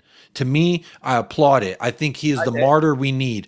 That he will be, what is it? If you watch Game of Thrones, sorry, spoiler alert, if you ain't finished season 1 yet, which why ain't you finished season 1? But Sean Bean, the guy, he gets his head cut off by Jeffrey. He becomes the martyr of the North. People in the North rally around the fact that that guy's head was on a pike. So Conte is that for us. I really feel like for me, it was definitely the end where I have no hope. Ryan Mason in, I say, because he will be the one. If he was captain of the Titanic, he sinks that boat in half the time. So this is the man to help us go and just really burn the motherfucker down. You got to burn it down and rebuild it up. And I'm going to be there for every step along the way. I don't think it discounts anything of me as being a fan, because I'm saying that we must first get knocked down to an embarrassed level. And we're embarrassed as shit. We're in the mud, laying down in the mud. People are walking over us, stepping on us. And what we need to do is get up and clean ourselves up. But we haven't taken the first step of getting up out of the fucking mud. And all we've done is roll around. Well, this side of me is clean. Look at this side. No, fucking clean up, fix up, and then maybe we can talk about some in the future. But for me right now, that's why I have no hope. When you ask me, Dan, who are y'all going to bring in? I have no hope. It doesn't matter if you bring in Nagelsmann and his skinny jeans. As form-fitting as those are, we will fumble it. Can I just say one thing to you guys? I'm thinking there's been favourites as managers for next summer. Yeah, for you, the Nagelsmann's not chose to come to your club for some reason. Well, that's another embarrassment. We came out and said, Nagelsmann, no, we didn't talk to him. We didn't reach out to him. We didn't want to know anything about this guy. And then he comes out saying, actually, yeah, they were up my ass, but I said, where's your director of football? And we said, excuse me. And then that was that. So you sat the Wolves manager, who was a good manager for Wolves. You had him at the time, that Portugal manager. There's favourites, yeah, that apparently that you're in talks to getting Graham Potter, Brendan Rodgers, right? There's some there are only two managers in the frame at the moment. You've got Arne. There's one more. I know there's one more who lives in and there's Luis Enrique. Those are the two managers. Yeah, those are the two that were. But I guarantee underneath those two, Ben, we do have. I guarantee Brendan. You remember Daniel Levy's a fan of Rodgers. This is what I'm about to say. Donna Cullen, our marketing director, a person that has no idea about football. The only thing Donna Cullen does is whenever Tottenham lose, she puts up an embarrassing article on Instagram, 50% off at the club shop. She has no right to be pushing. No right. No football. Her and Joe Hart got the same PR guy or social guy. Hey, big up Wayne Bonner, new YouTube member. Everyone shout out Wayne Bonner right now. Big up to you, big up Wayne Bonner, part of the Lovers Lane. She has got no right to be pushing for Brendan Rodgers, a man that's just been relegated. Yes, he was sacked, but his team has been relegated. Yeah. There is a reason why his team has been relegated, and they always fall apart. Donna Cullen, get out. Levy, get out. All the other ones. Rachel, whatever her name is, get out. Wayne Bonner's first chat as a... Wait, I agree with you, Ben. Get out. Sorry, Dan. Wayne Bonner's first chat as a new YouTube member, so I want to highlight it and bring it up. Says, I don't trust that Cullen at all. Had a bad gut feeling about her for a while. So Wayne Bonner's in agreement with you there, Ben. Don't trust her. Don't like her. To me, it's tone deaf, right, Ben? You said this. She posting that. This is the next thing I want to talk about. And I'm trying to, you know how easily distractible I am, Ben. I'm trying to really wrap my head around. Did anyone read that letter? Dan, you probably didn't, but anyone read that letter that Daniel Levy released before the match, trying to get people, come on, rally around the fact that we don't have any managers or director of footballs for the men's or the women's team. I saw that. To me, the same person who wrote Ja Morant's apology speech, which if you don't know who Ja Morant is, he's an NBA player who has now gotten in trouble twice for just being on Instagram Live waving a pistol around like a weirdo. So he's got, and then the second time he wrote an apology that someone literally put into Chat GPT. So Chat GPT is an AI app that you just enter it in, like, write me an apology, a generic apology, a letter for something that I've done, a mistake now I made twice. And it was the same exact apology that he had done. Now I'm throwing out the theory that this Daniel Levy letter that was cultivated and brandished wasn't written by Daniel. It was in fact written by the marketing team using Chat GPT as Daniel Levy. That's my thought. Absolutely. It screams of the marketing team putting every little, crossing the T's and dotting the I's. It was so tone deaf. You should be saying, we're sorry for an utter failure of a season. We're sorry for not buying the players we needed. We're sorry for giving you Clement Longley, the French dyer. We're sorry. They should be saying, we're sorry we charge you for £2,500 a year to go and watch this shit, which she herself said is shit. There was a video of her saying, well, this is shit. Yeah, literally, it doesn't take a scientist, a lip reader to know what she said. She was like, this is shit. You're in charge of that. It's like me running a Starbucks. That was Antonio Conte at Tottenham. That was what I was going to say. Fix it. If you think it's shit, fix it. Get away from football. Donna Cullen, you have no idea about football. You should have no right to choose who the next manager is before a director of football's in. Get in a director of football and let them choose the manager, because that is the whole point, isn't it? Absolutely. And I think it just speaks to the this is the theme that I've been running with for a few weeks now, Ben, is that we are embarrassment FC to a T. Everything we do is embarrassing. The Julian Nagelsmann thing was one of the most recent ones that came out, was because we were like, we didn't even talk to him. We're not interested in Julian. And then Julian comes out saying, actually, they were up my ass. So I think it's funny and it's an embarrassment. This letter is, I guess, the most recent one, because instead of saying Coys Daniel, he actually said yours, Daniel, which if you're mine, motherfucker, you better answer the phone when I pick up, because I got some things to say. Wayne says they should apologize for 3 to 4 years of playing defensive football rather than the Tottenham way. I don't know what football. the Tottenham way of football is. I've been talking with Wayne because Wayne's a great chap. I don't think the Tottenham way exists. We blind ourselves with the Tottenham way of playing. Tottenham have not played well since the 80s. The Tottenham way of playing was to win in style. And there is a key word in that, to win in style. But you can't lose in style. You don't draw in style. So the Tottenham way has not existed.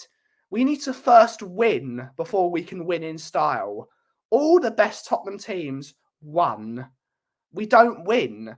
The Tottenham way has not existed since Alan Sugar took part. But when he bought in, he just took over a team that won in the FA Cup final in 91. We have not won properly since 1991. The Tottenham way doesn't exist anymore. Alan Sibley knows the Tottenham way.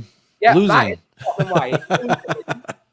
Yeah, Wayne agrees there. Says our way of football died a long time ago, momentarily resurrected by Yoel Redknapp. I don't think it was resurrected because we never won anything. That's true. It's the win in style. That was the Tottenham way. And we're never going to win at all whilst we allow pencil pushers and board members to try and play football manager. We're not playing football manager here. We are an actual football business. But we need to hire football people to hire the right people. We need an entirely new scouting department. We need a new medical team because our list of injuries is unacceptable. But the amount, like, where was Romero today? Was he injured again? Where was he? He wasn't even on the bench. I think he was injured. That's what they said, apparently. Because of injury. Did he fall over an ice cube? What happened? I don't know. Maybe it's the Hugo Lloris injury. I don't know. Big up THFC till I die. Dermot says, big up, guys. I am very broken Spurs fan, 43 years on. I'm not finding my Wexford colours. Where are they? I've got it in my name. Yeah, where's your scarf? Yeah, it's in your name. There we go. We'll show the name a little bit. Mr. Purple and Gold himself. Ben, let me ask you this. Another thing I wanted to talk about was, I have it starred. I started from a long time ago. Shout out Peter Simons. Over an hour ago said, did you see Mrs. Levy touch his leg and say, oh dear, Ben never apologized. She must be embarrassed. A quarter of the stadium all chanting Levy out. And then following that, the entirety of the Brentford fans saying that Daniel Levy will want you to stay. That must be mortifying for the that must be mortifying. when the person that's beaten you says, I want you to stay because we beat you every week. Earlier in the chat, rival fans were saying Levy in, keep Levy. He's done fantastic. I mean, even some Spurs fans still think Levy in. And you know what? I'm curious. I would love for them to jump into the stream and tell me what keeps them going on this Levy train personally, because I don't know what it is. There is something that I wanted to show. I'm going to see if I could. Here it is. Present, share a screen. Edis. Oh, didn't show it. There it goes. This guy. So, so this is a tweet, and it was this. I don't want to show the video, but that's her touching his leg. If I show the video, I'll probably get copyrighted. So, but the tweet says, I don't have much sympathy. I'm afraid this is all his own doing. He deprioritized the football and has done everything on the bloody cheap for years because he views THFC not as a football club, but as an events and real estate business. All right. And then there's the, there's a still image of her touching his leg. I'm going to rebuttal cheap. He's actually done it expensively because he's not hired correct football people in. We have wasted money on Richarlisons, on Tongi and Dombele's. We waste money. We spend stupid money because we won't recruit football people and allow them to get settled. Again, it's that 2-year period. Yeah. We don't allow them to build a scouting network. So it's like, so all right, we've got now. Aside from all that, this is the part that I really wanted to talk about, Ben, and I really want to know what you think on this. So this says, by the way, that's Tracy Dixon, his wife and executive assistant. I would love to appoint my wife as an executive assistant to a multi-billion-dollar company. I would love it. $250K per annual is what I'm assuming that stands for. Am I correct in assuming that's what KPA stands for, Ben? Because this is because it's also in this fancy, I don't know if that's a euro or a pound or a quid or a whatever. This is her brother Alan Dixon, the guy who looks like the guy we all know, who always stands on the side. Her brother Alan Dixon, he makes $200K per annual, so she makes just $50K more a year than this guy, in generous bonuses. Now he goes on to say what he believes the job description is per annum per year. Okay, thank you. Hey, big up Daryl Denton. Hope you're doing well, my friend. Thank you for tuning in. Big up Daryl Denton, the one and only. I love this is one of my favorite names in YouTube, Daryl Denton, because Denton. I used to live in Denton. That's where I met my wife. Big up 00, or is that an infinity? I don't know. 00. Big up his third leg. Third is very generous, by the way. But big up. That's a new name or username that I haven't seen in. But yeah, man, to me, this is just, it's a family business we're running here, Ben. It's a family multi-billion-dollar business, and not a professional business. The football side of the business, it's not professional.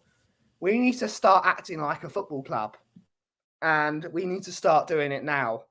We need to get the right people. Which is really funny because a lot of the Brighton board members, you see how good Brighton are doing at this moment in time. A lot of their executives used to work as executives at Tottenham, and they left because of one man. And now they've gone to Brighton, and look how well they're doing under the leadership of Tony Bloom. That's a very good point. Yeah, I'm a big fan. I would love to have Tony Bloom as a chairman. That man, that is a chairman that I can really get behind. A man, he's doing things right. He used to play poker for a living, so he does everything via statistics and mathematics. That's how he does things. He listens to cold hard. He gets the best people in, and he says, I am a poker player. I have no clue about football. I'm a poker player. What I do understand is mathematics. I'm going to hire the best people that have the best track record, and they're going to run a great football club for me. And look how well Brighton do. Look how brilliant they are. So a massive big up to Tony Bloom. And yeah, that's what Spurs YouTube should be now. Big up to Tony Bloom. Big up Tony Bloom. Go ahead, Scott. Ben, I was going to say, you talk about like how we're run and everything like that.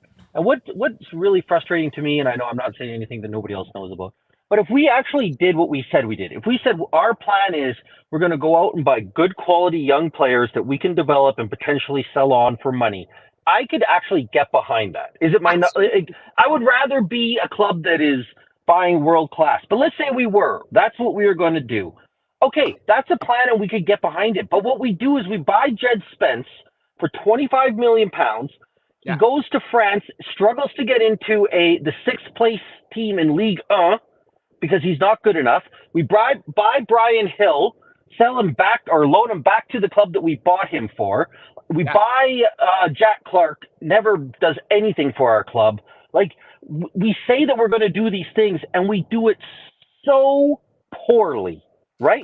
So if we actually did that plan and did it properly and spent the proper resources, which wouldn't cost us billions, that doesn't mean we can't. It's not that we can't have that because Man City has oil owners, right? Yeah. Man City being owned by oil money doesn't stop us from having a plan that works like that. Yeah. But we can't even do that properly. And that's what's the most frustrating, is not just that we effectively have a plan that we're running and it isn't working. We can't even effectively run the plan that we're supposed to be doing. And it just shows how incompetent we are at every aspect of football. Well, what it is, Scott, I have isn't it? It's transparency. If we Tottenham fans were told by the board, this is what we're going to do, and this blah, blah, blah, and this is what happens, I think Tottenham fans would be like, okay, I see what you're doing. But what our club says, we're going to be going for titles, we're going to challenge, we're going to do this, and then does something completely the opposite. We're so in the dark about every single aspect of the football club. That's why there is a disconnect. They're lying to us constantly. Absolutely. They're telling us mistruths at every opportunity. If they did the Brighton method and said, this is our plan, this is our structure, and they followed through with it, we'd be like, yeah, that's what we're paying for. That's it. Yeah, but you guys don't have any kind of cultural system at what levels doing at your club, because where you guys not getting nowhere to win title and B2B title challenges and not to win Premier Leagues and not to win FA Cups, not winning the Champions Leagues and all that lot, yeah. In your lifetime, you ain't gonna get nowhere. And especially if you bring in all these elite managers in, yeah, that who could win Champions League for you, they don't get timed and processed and get backed who they want to bring in. So it's like you bought Ivan Perisic, yeah, who's like from the Serie A club, yeah, he's like retired. Yeah, and so there's big up Dan Davenport from coming over from the Irish Hotspur channel. Big up Dan. I always see you over there when I host the fan show over there on Irish Hotspur. So big up Dan. Thanks for coming over. He says the end of the season can't come quick enough. And then Luca also with a great point that we were making earlier. Nepotism leads to incompetence, and that's why I have a problem with. Hiring your wife to be your executive assistant. That must be fucking nice. That does. Not $1 billion chairman. That must be nice, man. I found that out today. Wasn't it the other way around? Jacob and Ben and Scott, yeah. I'll quickly ask you a question, right? Right, for your club, right? Say your club, yeah, needs. Say you bring in Luis Enrique. He puts your style of a play of football, right, into place. Who would you want to bring in for like your players? Because you bought that Brighton player who's an outstanding CM that Bissouma. Yeah, Bissouma's fantastic. Like, outstanding player. He was good today. But the problem with Bissouma is he plays really well and then does a really stupid tackle and gets booked immediately. He doesn't know when to tackle. It doesn't do what a Makalele used to do. A Casemiro does. You need to know when. To be fair, Casemiro does it sometimes. You need to know when to kick someone and not get booked. Family business is a corner shot. Exactly. Yeah, he needs a handhold, another DM beside him to help him out, like what he had at Brighton, like the Casado, the McAllister. Yeah. Right, he can't do it on his own, and you ain't got another a CDM or a DM in place to him to help him with him. So, say you got rid of Harry Kane goes in summer. We're getting relegated. So Son hasn't really been at his best lately. He has good games and he has bad games, and then that you don't show up. You have Richarlison, right? He does bits there and there, like for Tottenham where he was at Everton. So, and then you got your Sanchez, David Sanchez. It's not been great for you at all since this whole season. Probably last season, right? Eric Dyer, I wouldn't class him as one of the world best centre backs for you guys because the way he acts at your club, it's like he has a good game and then a couple Roll of the games. video tape, Jacob. Roll the video. So tape. who would you want to bring in? Win anything, right? Who would? And you guys never win anything, right? No.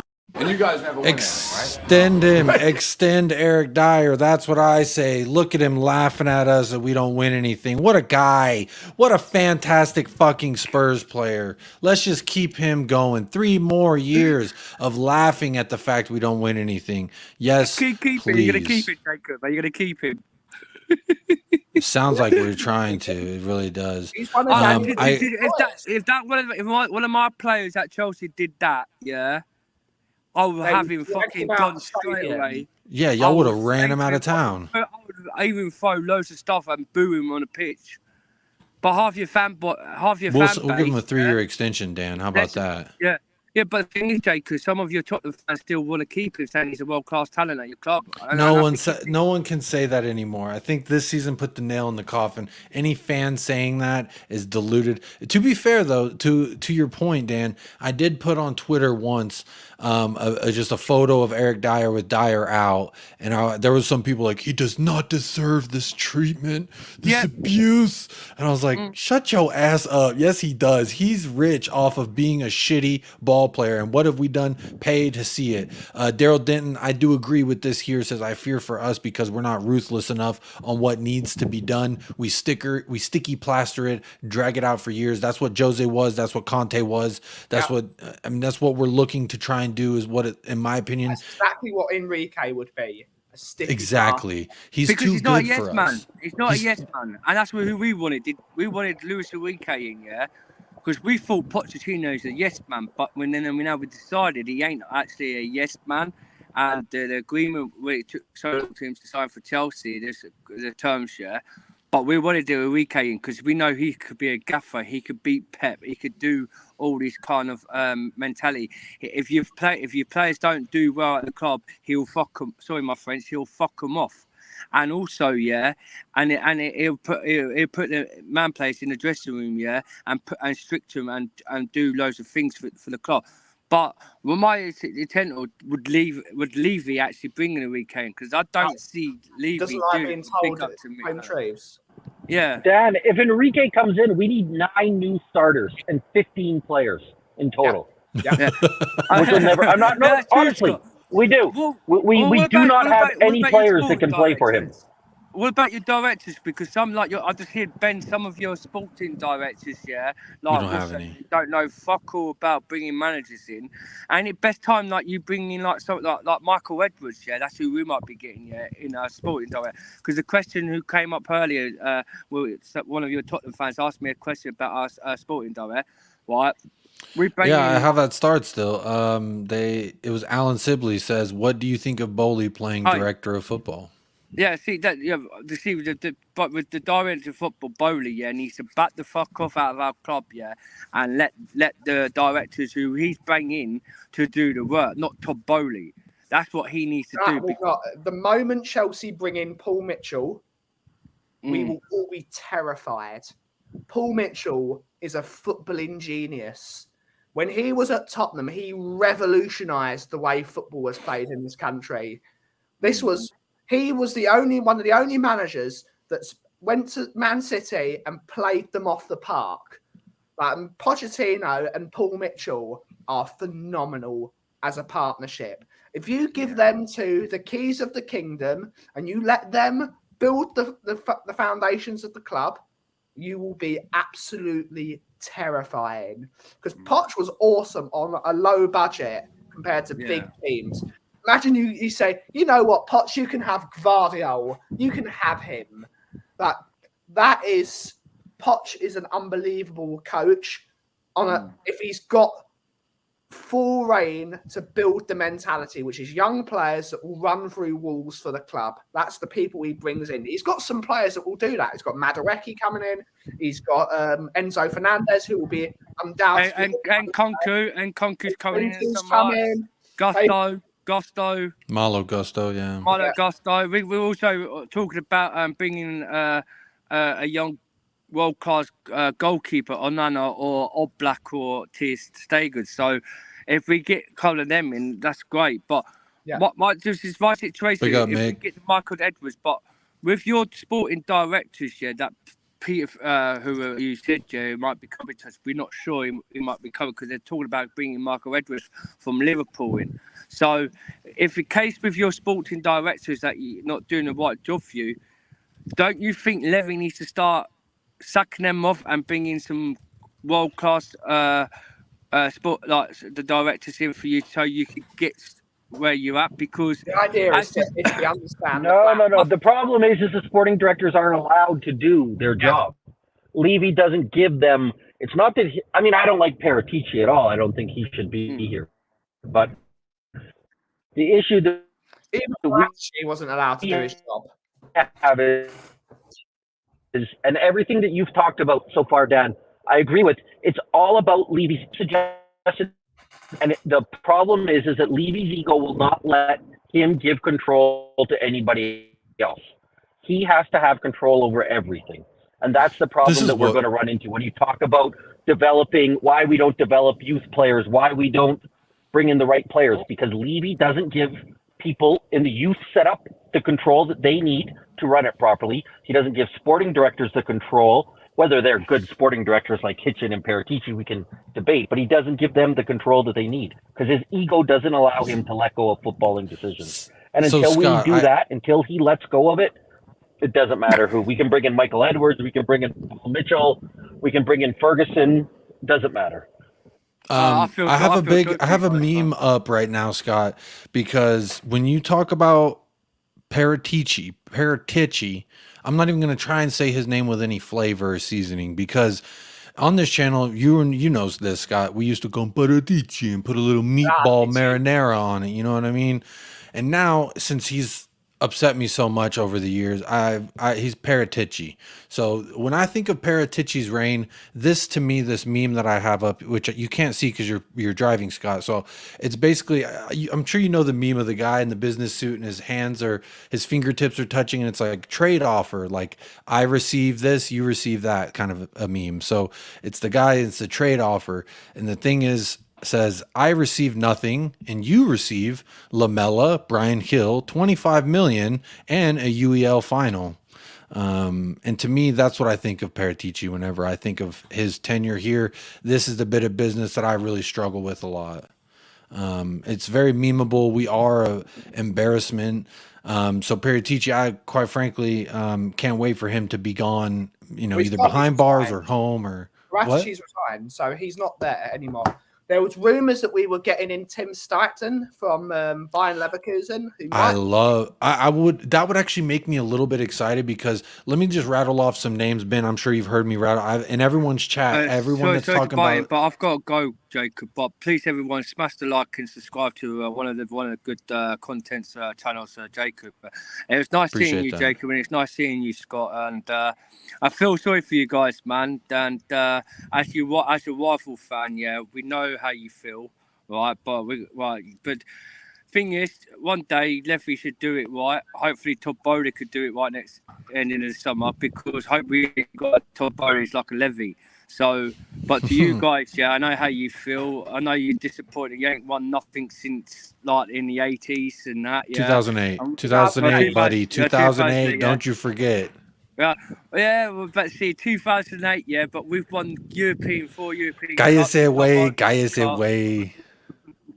The Premier League, but everyone, please smash the like button and subscribe to my bro Jacob's channel, man, and support him all the way.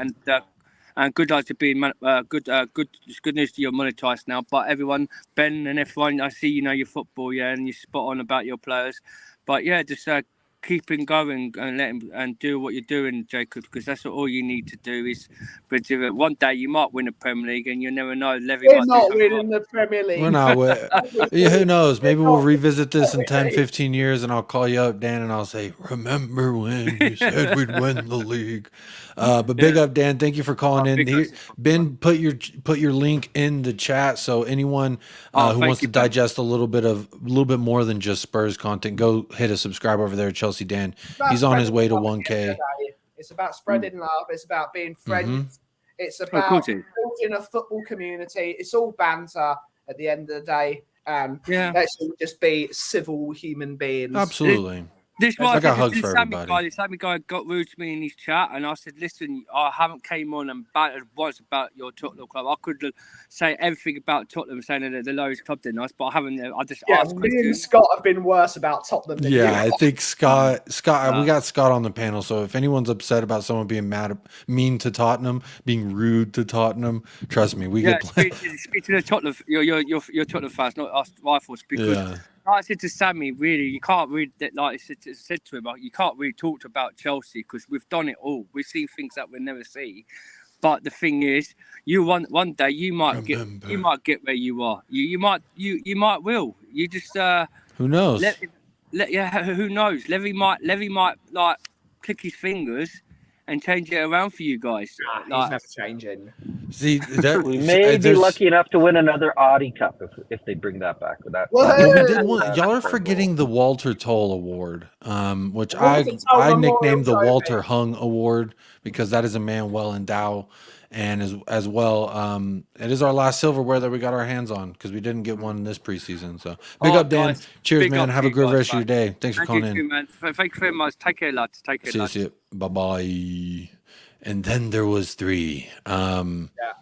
But big Adrian Stroka, we need to get rid of Roden, Winks, Lo Celso, and Ndombele, Perisic, Sanchez, Tanganga, Longley, Davies, Dyer. That's 10 players, too many to lose in the summer transfer window. I would keep Perisic out of that list. I would probably keep him because he's not a left. He would be a great backup left winger to Sonny. You know, he can still do it. His crosses are. I do think he's our highest assister this year. He's our highest assister. I do think that he could come in. I don't dislike. I mean, we already have the guy for another year because we signed him on a 2-year contract. So I wouldn't mind having him come off the bench, play 10 minutes at the end of a match, whip a couple crosses into the box because he can. And a little set piece action. Top notch. They are good, his set pieces. Unless someone offers us some money for Perisic, I don't see a reason to kick him out of the door. But everyone else on this list to me can't go. Adrian, I will be doing when the season ends, there will be a show. Milk rating. What did you say? Milk. He needs some milk. He needs some milk. That was so much fun. Didn't really get too many views, but you know what? They say when you're having fun, it's like you're not doing any work at all. So that's what I enjoyed that stream. You watched and you can. Hey, there was a lot of people that were contributing the entire show to the milk rating show. If you missed that, that's the last stream that we did. It should be the most recently available one. If you care to go back and watch our tier list ranking based on players who need milk, which I did want to do another one of those style shows when the season ends and do kind of like a get the fuck out, get out, maybe get out, you should stay, or you should have been gone. Kind of what we put Lucas Moura in. What'd you say? Rate players, whether what type of milk they are. So Harry Kane would be pure, like Jersey gold top milk with the cream on the top. That's absolutely. But see, delicious. that could be a little bit skewed because some people like myself, I actually highly rate different kinds of milk. Like I like oat milk more than I like dairy milk. If I'm honest, I just don't drink it all the time because oat milk is very expensive. So if we did, I feel like it would be really easily to skew that if we did. I see you're talking, Ben, so I'll just keep it rolling. Tom Markinen says, I would like to ask Tracy Dixon what first attracted you to the billionaire Daniel Levy. Probably the thing right before you said his name. would be my guess. Ellie here with the update. Spurs ladies won today 4-1. Big up to Spurs ladies. Big up. Y'all ain't got a manager either. Big up, big up. Big up Ellie. Thank you for being here. Ben, Yes. you got to go, my friend. I've got to go, unfortunately. Don't worry. I'm in the show here pretty soon anyway. I didn't really have too many been, more what's it talking called? points. I have been ordered to go for a pizza, so that at least we can Ooh. end the day on somewhat of a high. But Send me a picture of that, please. it won't be. It'll be terrible. It's Pizza Express, but Oh, it'll yeah. do me just Pizza's fine. it's hard to ruin pizza. It won't be ruined, but it won't be great. But to everyone, please be nice to each other. You can follow us at The Coffee Company, which is my little show Monday through Friday, 2 p.m. on Monday, Tuesday, Thursday, Friday. And on Wednesday, we've got the Brewing Bollocks show with myself, Kuva99, and Bobby K, the three musketeers of chocolate bars and sometimes biscuits. And yeah, follow us on Tottenham on Tour. We will be recording a video tonight, which will be out to your doors at tomorrow morning, and it's going to be absolutely brilliant. So big up to everyone in the chat.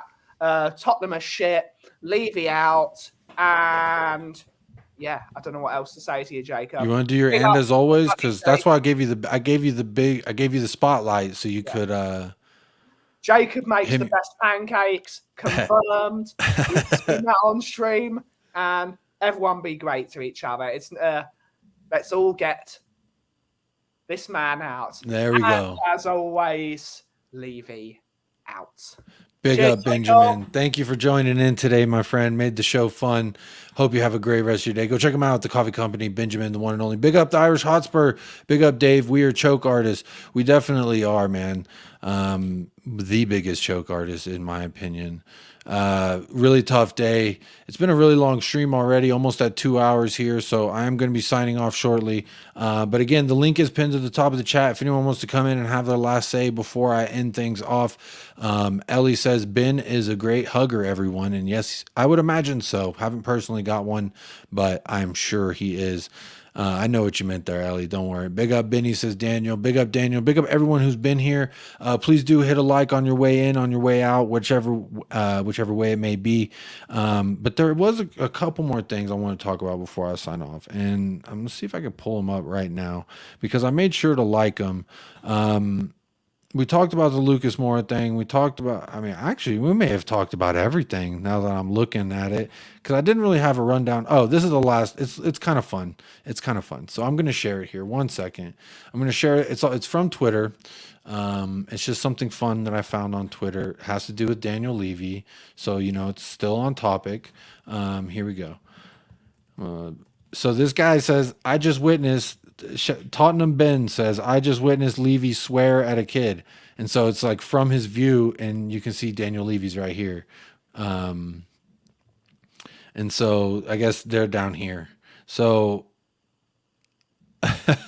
some kid and his dad were doing the money sign and shouting at him, and apparently, allegedly, there's no video of it, but apparently, allegedly, Daniel Levy did the wanker sign to this guy and his kid, which to me is quite hilarious. Like, people saying not a chance, not a chance. Some kid and his dad were doing the money sign, and then he did the wanker sign.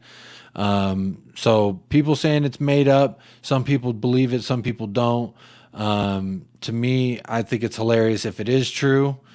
Is so funny if it is true. It's probably not true. Let's be real. It's allegedly. It's all alleged. But you know what? If he did, big ups to them either way, because you know what? I agree with Luca here. We are shit.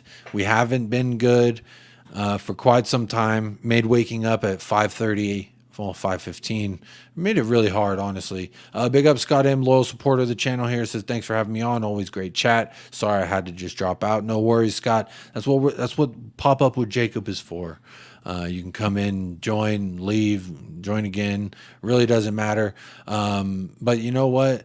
I always try and have a good time here. THFC Till I Die says we are a joke, embarrassed, fed up. I want my Spurs back. And actually, while I pull that up, let me go ahead and bring him in. He's clicked the link. He's popping up with Jacob. It's Dermot. How are we doing? I just pulled up your comment. It says we're a joke. We're embarrassed. And I want my Spurs back. Well, let me ask you first. We are.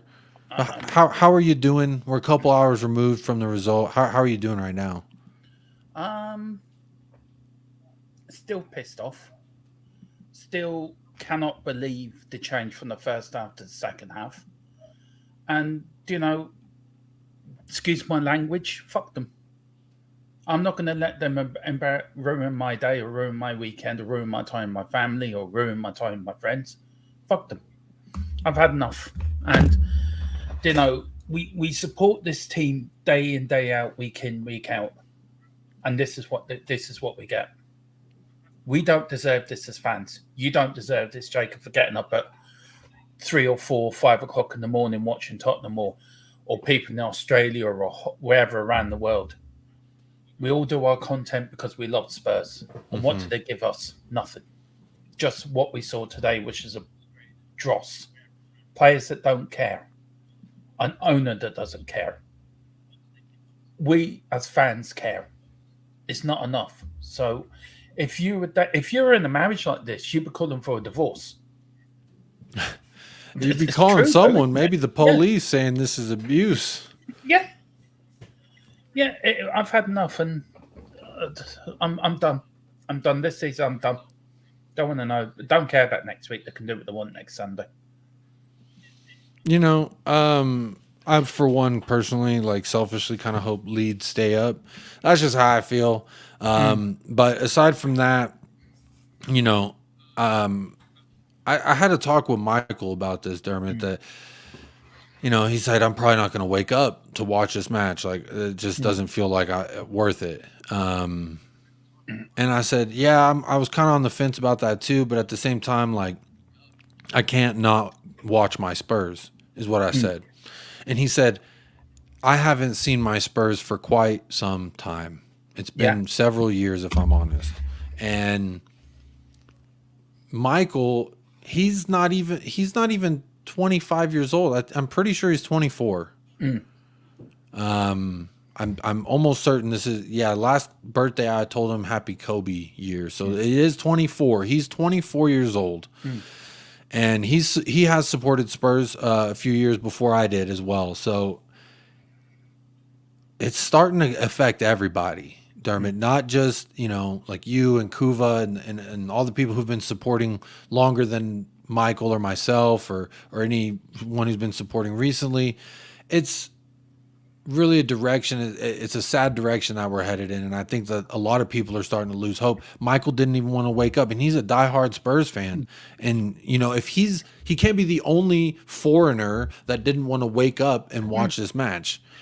It was said today, we've need some milk. conceded 62 milk. 62 milk. 62 milk. Oh, I'm sorry. I just come. I gotta play the video one time just because Oh, somebody! Oh, he needs some milk. That's Tottenham Hotspur season. Yeah. No, we've conceded 62 goals. Now, if we didn't have Harry Kane, what have I said now? No, sorry, I was just remembering you said we've conceded 62 milks.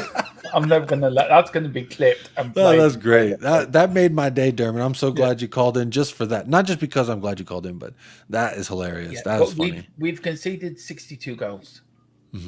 Without Harry Kane, we'd be fighting relegation. Only Everton, I think it's only Everton and I think Southampton have conceded more goals than us. We'd be fighting bottom. Yeah. Horrible. And I'm with you. I hope Leeds stay up. I really do. Forest are beating Arsenal at the moment. I can't even get excited over that. Oh, they are they? Very nice. Go ahead, Forest. I do you know what? I've today's just an embarrassment of players that don't give a fuck. Yeah. Bissouma looked like he cared. Bissouma looked like he was having a good time out there. Yeah, but I thought Bissouma played well. I just the rest of them. And Longley, look, I'm probably one of the few, but I think we should buy Longley. Because I thought you think Longley, so? Yeah, I thought Longley when we played against Palace and he was there against when he was in a partnership with Romero. Romero looked calm because he had somebody decent next to him. As soon as we saw that team today, I knew we thought we weren't going to win. It has just got something has to change, and then you go on to Levy and his wife tapping him on his knee. You know, there. It's okay, honey. It's okay. Don't worry, we'll get another. You can pay me another $500,000. You know, whatever. You can give my brother a job, or maybe my nephew needs a job. Shit, I'm in the family. Give me a job, $250,000 a year. I'll go stand there and just look at nothing. Tap you on the knee when we're not doing too well. It's okay, Daniel. It's okay. For a fan, I supported Tottenham for nearly 42 years. I worked out today, and I haven't seen my Spurs since the 80s. That's how long I haven't seen my Spurs since the 1980s. So that speaks to the point that we were talking about a little bit earlier, which Colin and Ben, they were all kind of saying that we haven't been what is Spurs, you know, because there's always this fun phrase we throw around, let's get back to Spurs style of play. And like you just said, what I'm hearing from you is we haven't been playing that style since the 80s, is what you're saying? Said I haven't. In the 80s, we had players that fought for each other, that would fight for the tooth and nail for the shirt. That was even in the 90s, even when we were in the bad 90s, players would still give their all for the shirt. But in the 80s, we were winning things consistently. FA Cup 81, FA Cup 82. 82, we're in the League Cup final. UEFA Cup Winners' Cup semi-finals.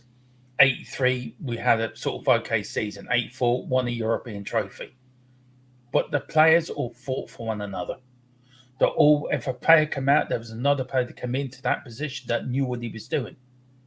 We had a good youth academy. Steve Perriman came through our youth. I was going to ask, was there a clear pathway? Because I'm about to get really upset in 5 weeks when Romain Mundle leaves this club because his contract ran out, and he's reportedly rejected a 5-year extension from Tottenham.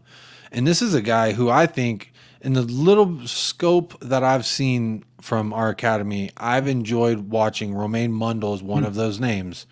And now he's going to be another that I'm going to have to add to the Madueke list, the Marcus Edward list. These players that show some promise, but then there's just not that chance. No one opens that door for them. So you're saying that there used to be that. We used to have that. Because since I've been a fan, there's not been. You look at the likes of, if I can think of a name off the top of my head, Mickey Hazard came through the system. Mickey Hazard was Glenn Hoddle. There's another example. Yeah, Mickey Hazard, Glenn Hoddle, Chrissy Houghton, Steve Perriman, etc., etc. Players that came in, won trophies with us, came through our youth academy. We're a joke of a club. We're a poor team of what we used to be. Yeah, we've got a fantastic stadium. Wowee. I'd rather have White Hart Lane and a world-class team than a shit team and a world-class stadium. I didn't ask for this stadium. I didn't want the stadium. I'd rather have White Hart Lane. Okay, it's for more money, it's for more fans to come in, more people to come in, tourism, and to do more for concerts and other stuff like that. But I didn't ask for that.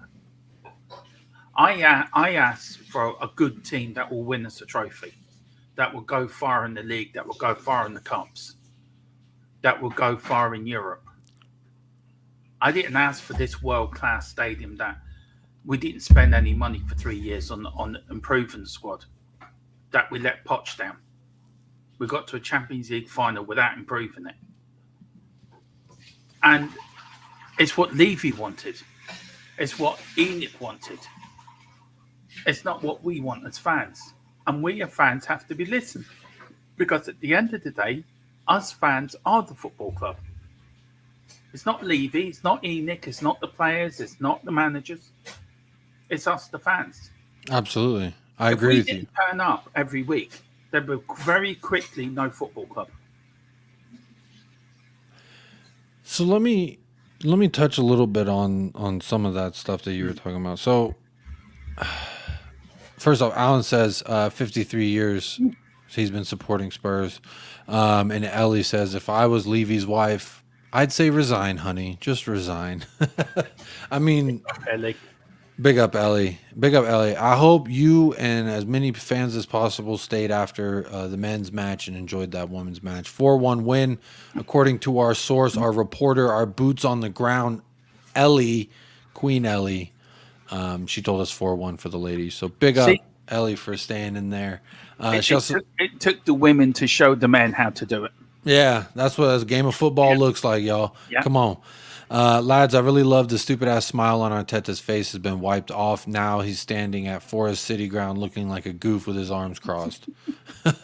See, there's a little bit of something that we can take. And, I like to try and round off a show by mentioning things that we could be a little bit positive about or maybe just laugh at. And before you joined the show, something I was laughing at was there's an alleged story of like these people heckling Daniel Levy underneath him where he sits, and apparently he did the wanker sign. So if that happened, that's fun. That's funny. I think that could be something fun. But I do want to say, when you hit the bottom, there's not many more places to go but up. And so for me, I can't imagine how next season could be much worse than this, because I actually had expectations at the beginning of this season that we were going to build on. I think I predicted we should probably get third, and get a Carabao or an FA Cup with Conte. So that's legitimately how I felt, because I felt like, why shouldn't we? If we can improve on what we did last season, that seems like a viable option. Move up a spot and get a little trophy, something that maybe the big boys are overlooking. And that's legitimately what I hoped for. And now I just feel like a fool because I believed and I had hope, and they got me again, haha. But again, I think there's only so many times you can pull the wool over someone's face, or whatever the saying is, until, you know what, we ain't gonna have it anymore. And I think the breaking point for a lot of fans is starting to be realized a lot sooner rather than later. There's of course always going to be the people that don't want to, that don't agree with the message of getting a man fired from his job, et cetera, and Levy out. But for me, I think we're getting closer to a point where fans are now just beyond being mad. It's worse when your parents or your loved one is like, I'm not mad at you, honey, I'm just disappointed. That worse. I'd rather you be pissed off at me. So for me, I think we're getting to a point where it can only get worse before it gets better, and it'll get to a point where people won't have it anymore. Like Daryl Denton right here says, we might go back to losing 11 rather than 14 next season. 7th is nailed on.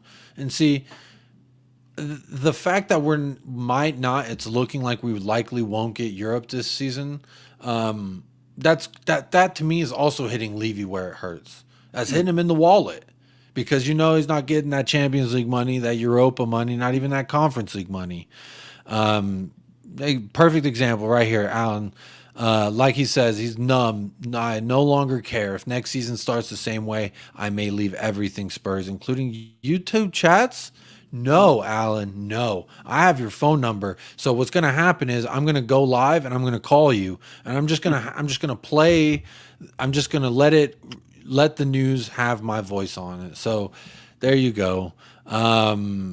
Ellie with some breaking news says Julian Nagelsmann is back in the running to be the new manager, according to Time Sport. Let's see how true it is. I don't know.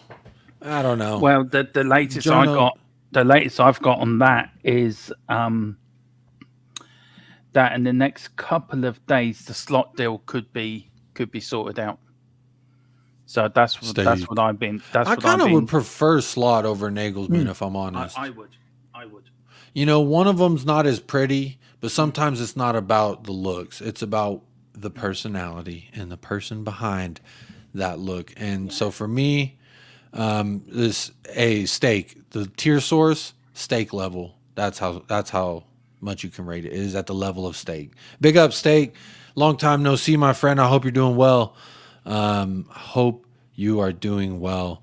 Look, I'm going to pop off because I did come on for short to let my anger out because I was getting I quite like angry. this because I didn't get to host the Irish Hotspur fan show, and normally we get to have a nice little discussion, Dermot, and really therapize each other through this moment. So I think, look, you said earlier something there that it can't get any lower, right?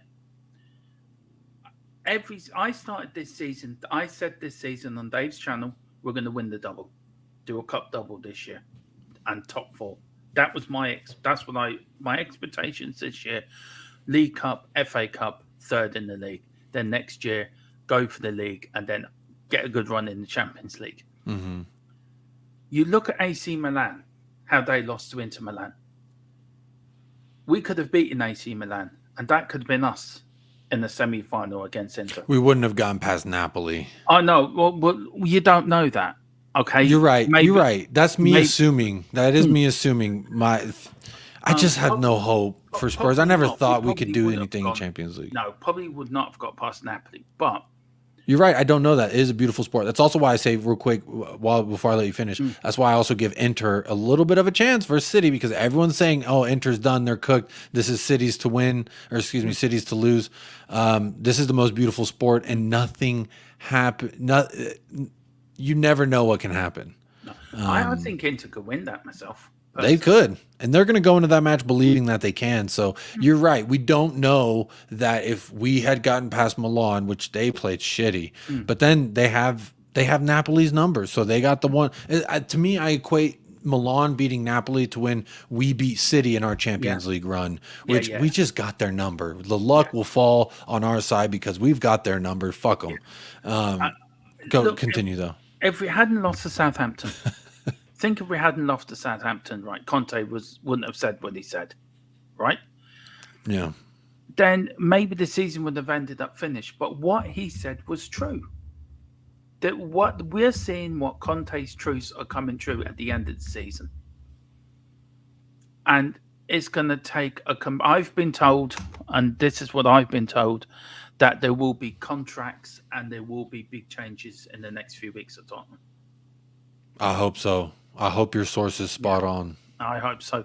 But look, if I hear of anything, I will let you know as well, Jacob. I've got you on WhatsApp, so I will always keep you and 2 other people up to date what I know. But listen, I'm going to pop off. I've said what I've had to say. Thank you for letting me come on. Of course. I appreciate you coming on and having your say. Yeah. And for those in the chat that don't know, get to know, as Box Office would say, there is his link, THFC Till I Die. It's not just the powerful Dermot. It is also the Godfather and the Queen herself. So go over there, show some love, hit that like and subscribe. I just want to leave one thing before I leave. We are Tottenham Hotspur. We will be back. We will rise from the Phoenix of the Flames. We will be good again. We will win again. This is a blip. This is only a blip in life's journey of supporting Tottenham Hotspur. In the cup, we will be back, and the other teams will go down. Things go in cycles. We're just going through our cycle, but we will win again. Spurs will rise. The cockle will crow. Tottenham Hotspur are the best team in London and always will be. Come on, you Spurs. Come on, you Spurs. Dermot, there you go. Let's get high one more time. There's his link down below. Dermot, thank you so much for calling in. Always a pleasure to speak with you, my friend. Hope you enjoy your Sunday with your family as well. You too, brother. Take care. Bye-bye. Appreciate that. Bye-bye. Yeah, bye-bye. There he goes. THFC Till I Die. Real quick, I'm going to catch up on the chat, and then I'll sign this thing off. But I really do appreciate y'all still being here with me. 2 hours, 16 minutes, and 39 seconds into the show. I appreciate the support. I appreciate the back and forth. Because honestly, y'all in the chat, y'all help keep the show what it is. So I do want to shout y'all out before I do sign this thing off. Let's see. This is a great point brought up by the one and only Steak Hilton. Napoli does start in Ndombele. It'd be interesting to see if they end up buying him, because he wasn't really that good for them, in my opinion. But yeah, who knows? Also, I think it is destiny that Inter will win the UCL due to it being the last year in the San Siro, says Alex Hilton. Hey, fine. I'm fine with that. I really don't mind. I just want to see a good game is all I care about. You do know with Spurs, says Sibley, steak and chips, showing some love. We drew versus Southampton. I don't remember what that one's about, but nice one. Jacob says Daniel Field. Big up, Daniel. Thank you. Thank you for being here. Thank you for joining. I humbly ask before y'all leave, please do hit that like on your way out and participate in the poll. We have 40 votes in the poll and 36 likes. So therefore, my math says 4 hating ass motherfuckers this week. But you know what? That's good. Our numbers are getting lower. Less people hate on the show.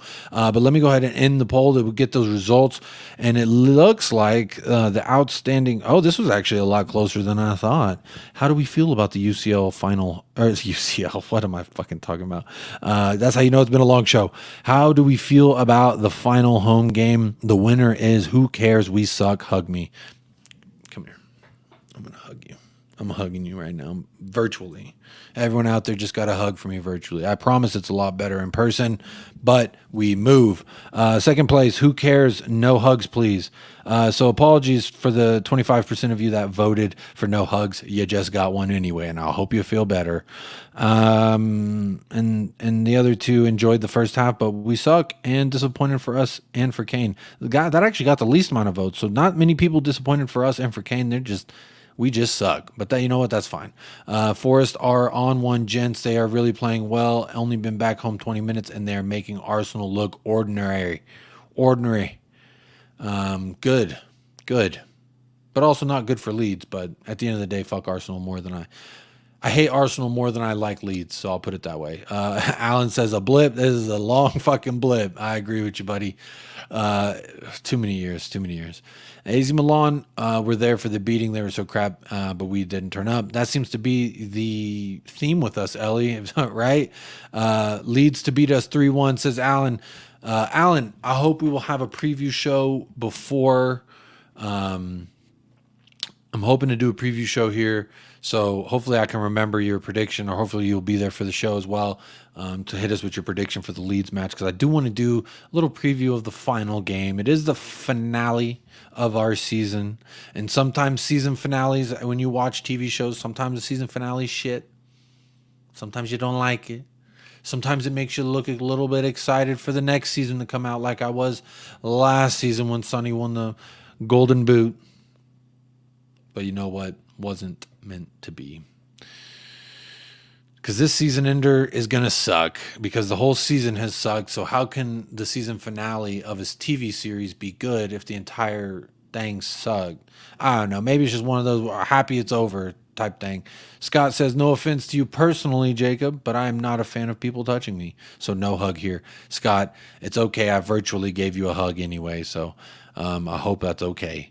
We're all having steak when Asna fucked it up. Hey, let's go. Steak.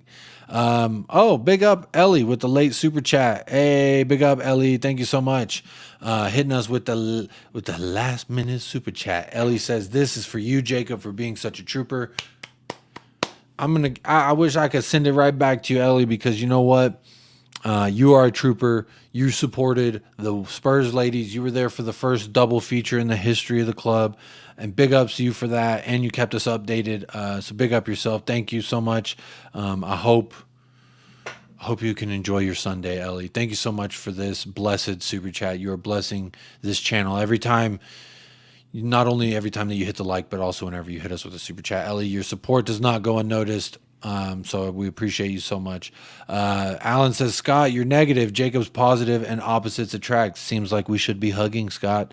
A virtual hug he's okay with. So that's good. I'll give you a virtual hug. But I do want to say, before I say goodbye and hit you with my final thought, my final parting thought, I do want to say special shout out again to the Patreon members, to the YouTube channel members. Y'all are immense. Y'all are clutch. We had a new YouTube member sign up today. Wayne Bonner signed up to be a YouTube member in the Lovers Lane. I love that fact that y'all have joined there. It is the cheapest option, $1.99, I believe, American dollars. So it should, if you can't do that, hitting a like is always appreciated. Subscribing and sharing. Share this video with your mother, your brother, your auntie, your cousin, your uncle, your nephew, your niece. They all want to watch United Spurs of America. I was going to say Irish Hotspur, but they all want to watch Irish Hotspur as well, because I like to plug it like that for Irish Hotspur when I sign off, but I will be plugging it for the show today like that as well. So big up Wayne Bonner, Wayne Bonner came in with the new membership. He signed up for the Lovers Lane, and he hit us with the first super chat of the day. So big up Wayne Bonner. I hope you enjoy the rest of your weekend. Big up Adrian Chia as well with the second super chat of the day, killing it out here. Giving the Chelsea fan a little bit of a hard time, trying to get him to come over. Adrian Chia, thank you so much. Been a long time supporter of the channel as well, so I appreciate it. Does not go unnoticed. And then of course Ellie cleaning it up, always with the biggest, largest dono. Still has the largest donation in the history of United Spurs of America. But thank you so much for y'all showing the support here with the super chats, showing the support with the likes, with the subscribes, and hopefully you're sharing. I don't know if you're sharing. I don't get those numbers, but please do like that video. It does help immensely with the algorithm. Maybe this channel can grow a little bit more, because we have been seeing some growth here, and I'm appreciative of all of the subscribers who've come in as of late or who have been here since the beginning. So again, big up all of y'all. Forest have won. There it is, full time. There it is. If there's a little something you can take, Arsenal have definitely fucked it. It is over. That's it. City win the league, right? That's it. It's over. They're getting their championship already. Tom Marketing, much love to you as well. Thanks for being here. Scott M, having a little conversation. Forest are safe and City are champions. There it is. It is officially official. Wow. Good job, Nottingham Forest. You just won them the league. Good job. And they stayed up. Well done, Forest. Well done. Well done, everyone. That's going to do it here for me and United Spurs of America for today. But I hope y'all enjoyed this little post-match show. This is something a little new. I don't normally do a pop-up with Jacob after matches, but I appreciate y'all who did come over, because that tells me, hey, you probably had the notification bell on, and you know what? You got notified. So I appreciate y'all for always showing some love here to United Spurs of America. I really do. I could go on and on about that, but I will not. I will save you time. I will say this as my final parting thought. There are still some good players here at the club. There are still some good players here at the club. There are still some good things to love about Tottenham Hotspur. Right now, it may be hard. It may feel hard to find those things. But know here at United Spurs of America that we love you. We appreciate you. Your support does not go unnoticed. I will never send you a flyer saying, be grateful, like Daniel does. So who knows? Maybe we'll see some change. I think enough people are getting pissed off that we might see maybe some legitimate change. Let's hope. That's all we can do is hope. But you know what? I've had a blast. It's been 2.5 hours here. That's crazy to me. Time flies. It really does. So I appreciate y'all who've been here from the beginning, even if you just tuned in and just hitting a like on your way out. So I hope you have a blessed rest of your Saturday evening. It is only 7:30, so you still got time to get some drinks, get some dinner, mingle, maybe a late dinner, something like that. If you're out there in the UK, it is noon 30 here, so I'm going to go enjoy the rest of my weekend as well. But I just want to say, stay safe, stay loving Spurs, stay hating the board, and stay supporting United Spurs of America and all the other YouTube channels, Irish Hotspur, etc. Show some love. Everyone's doing their thing. They're all working hard out here, and all we can do is show some love and support for one another. So I will be bringing content throughout the summer. Don't know how or what exactly it might be, but I will be doing a transfer show of some transfer targets, maybe like a Jacob's targets or something, just a little breakdown of players that I've been keeping my eye on over the past couple of years. But yeah, so I hope y'all will be able to tune in for that. Hello, Emma David over there on the Twitch, showing some love on the Twitch. Hey, appreciate that. Big up, Emma David. I am signing the show off. Been going about 2.5 hours now. So I do appreciate y'all tuning in. But again, that's going to do it for me, y'all. Again, this is Jacob, United Spurs of America. Thank you so much for showing love and support. And thank you, big ups. And as always, up the lads, and come on, you Spurs. Coys, coys, coys, coys, coys, coys, coys. Boom.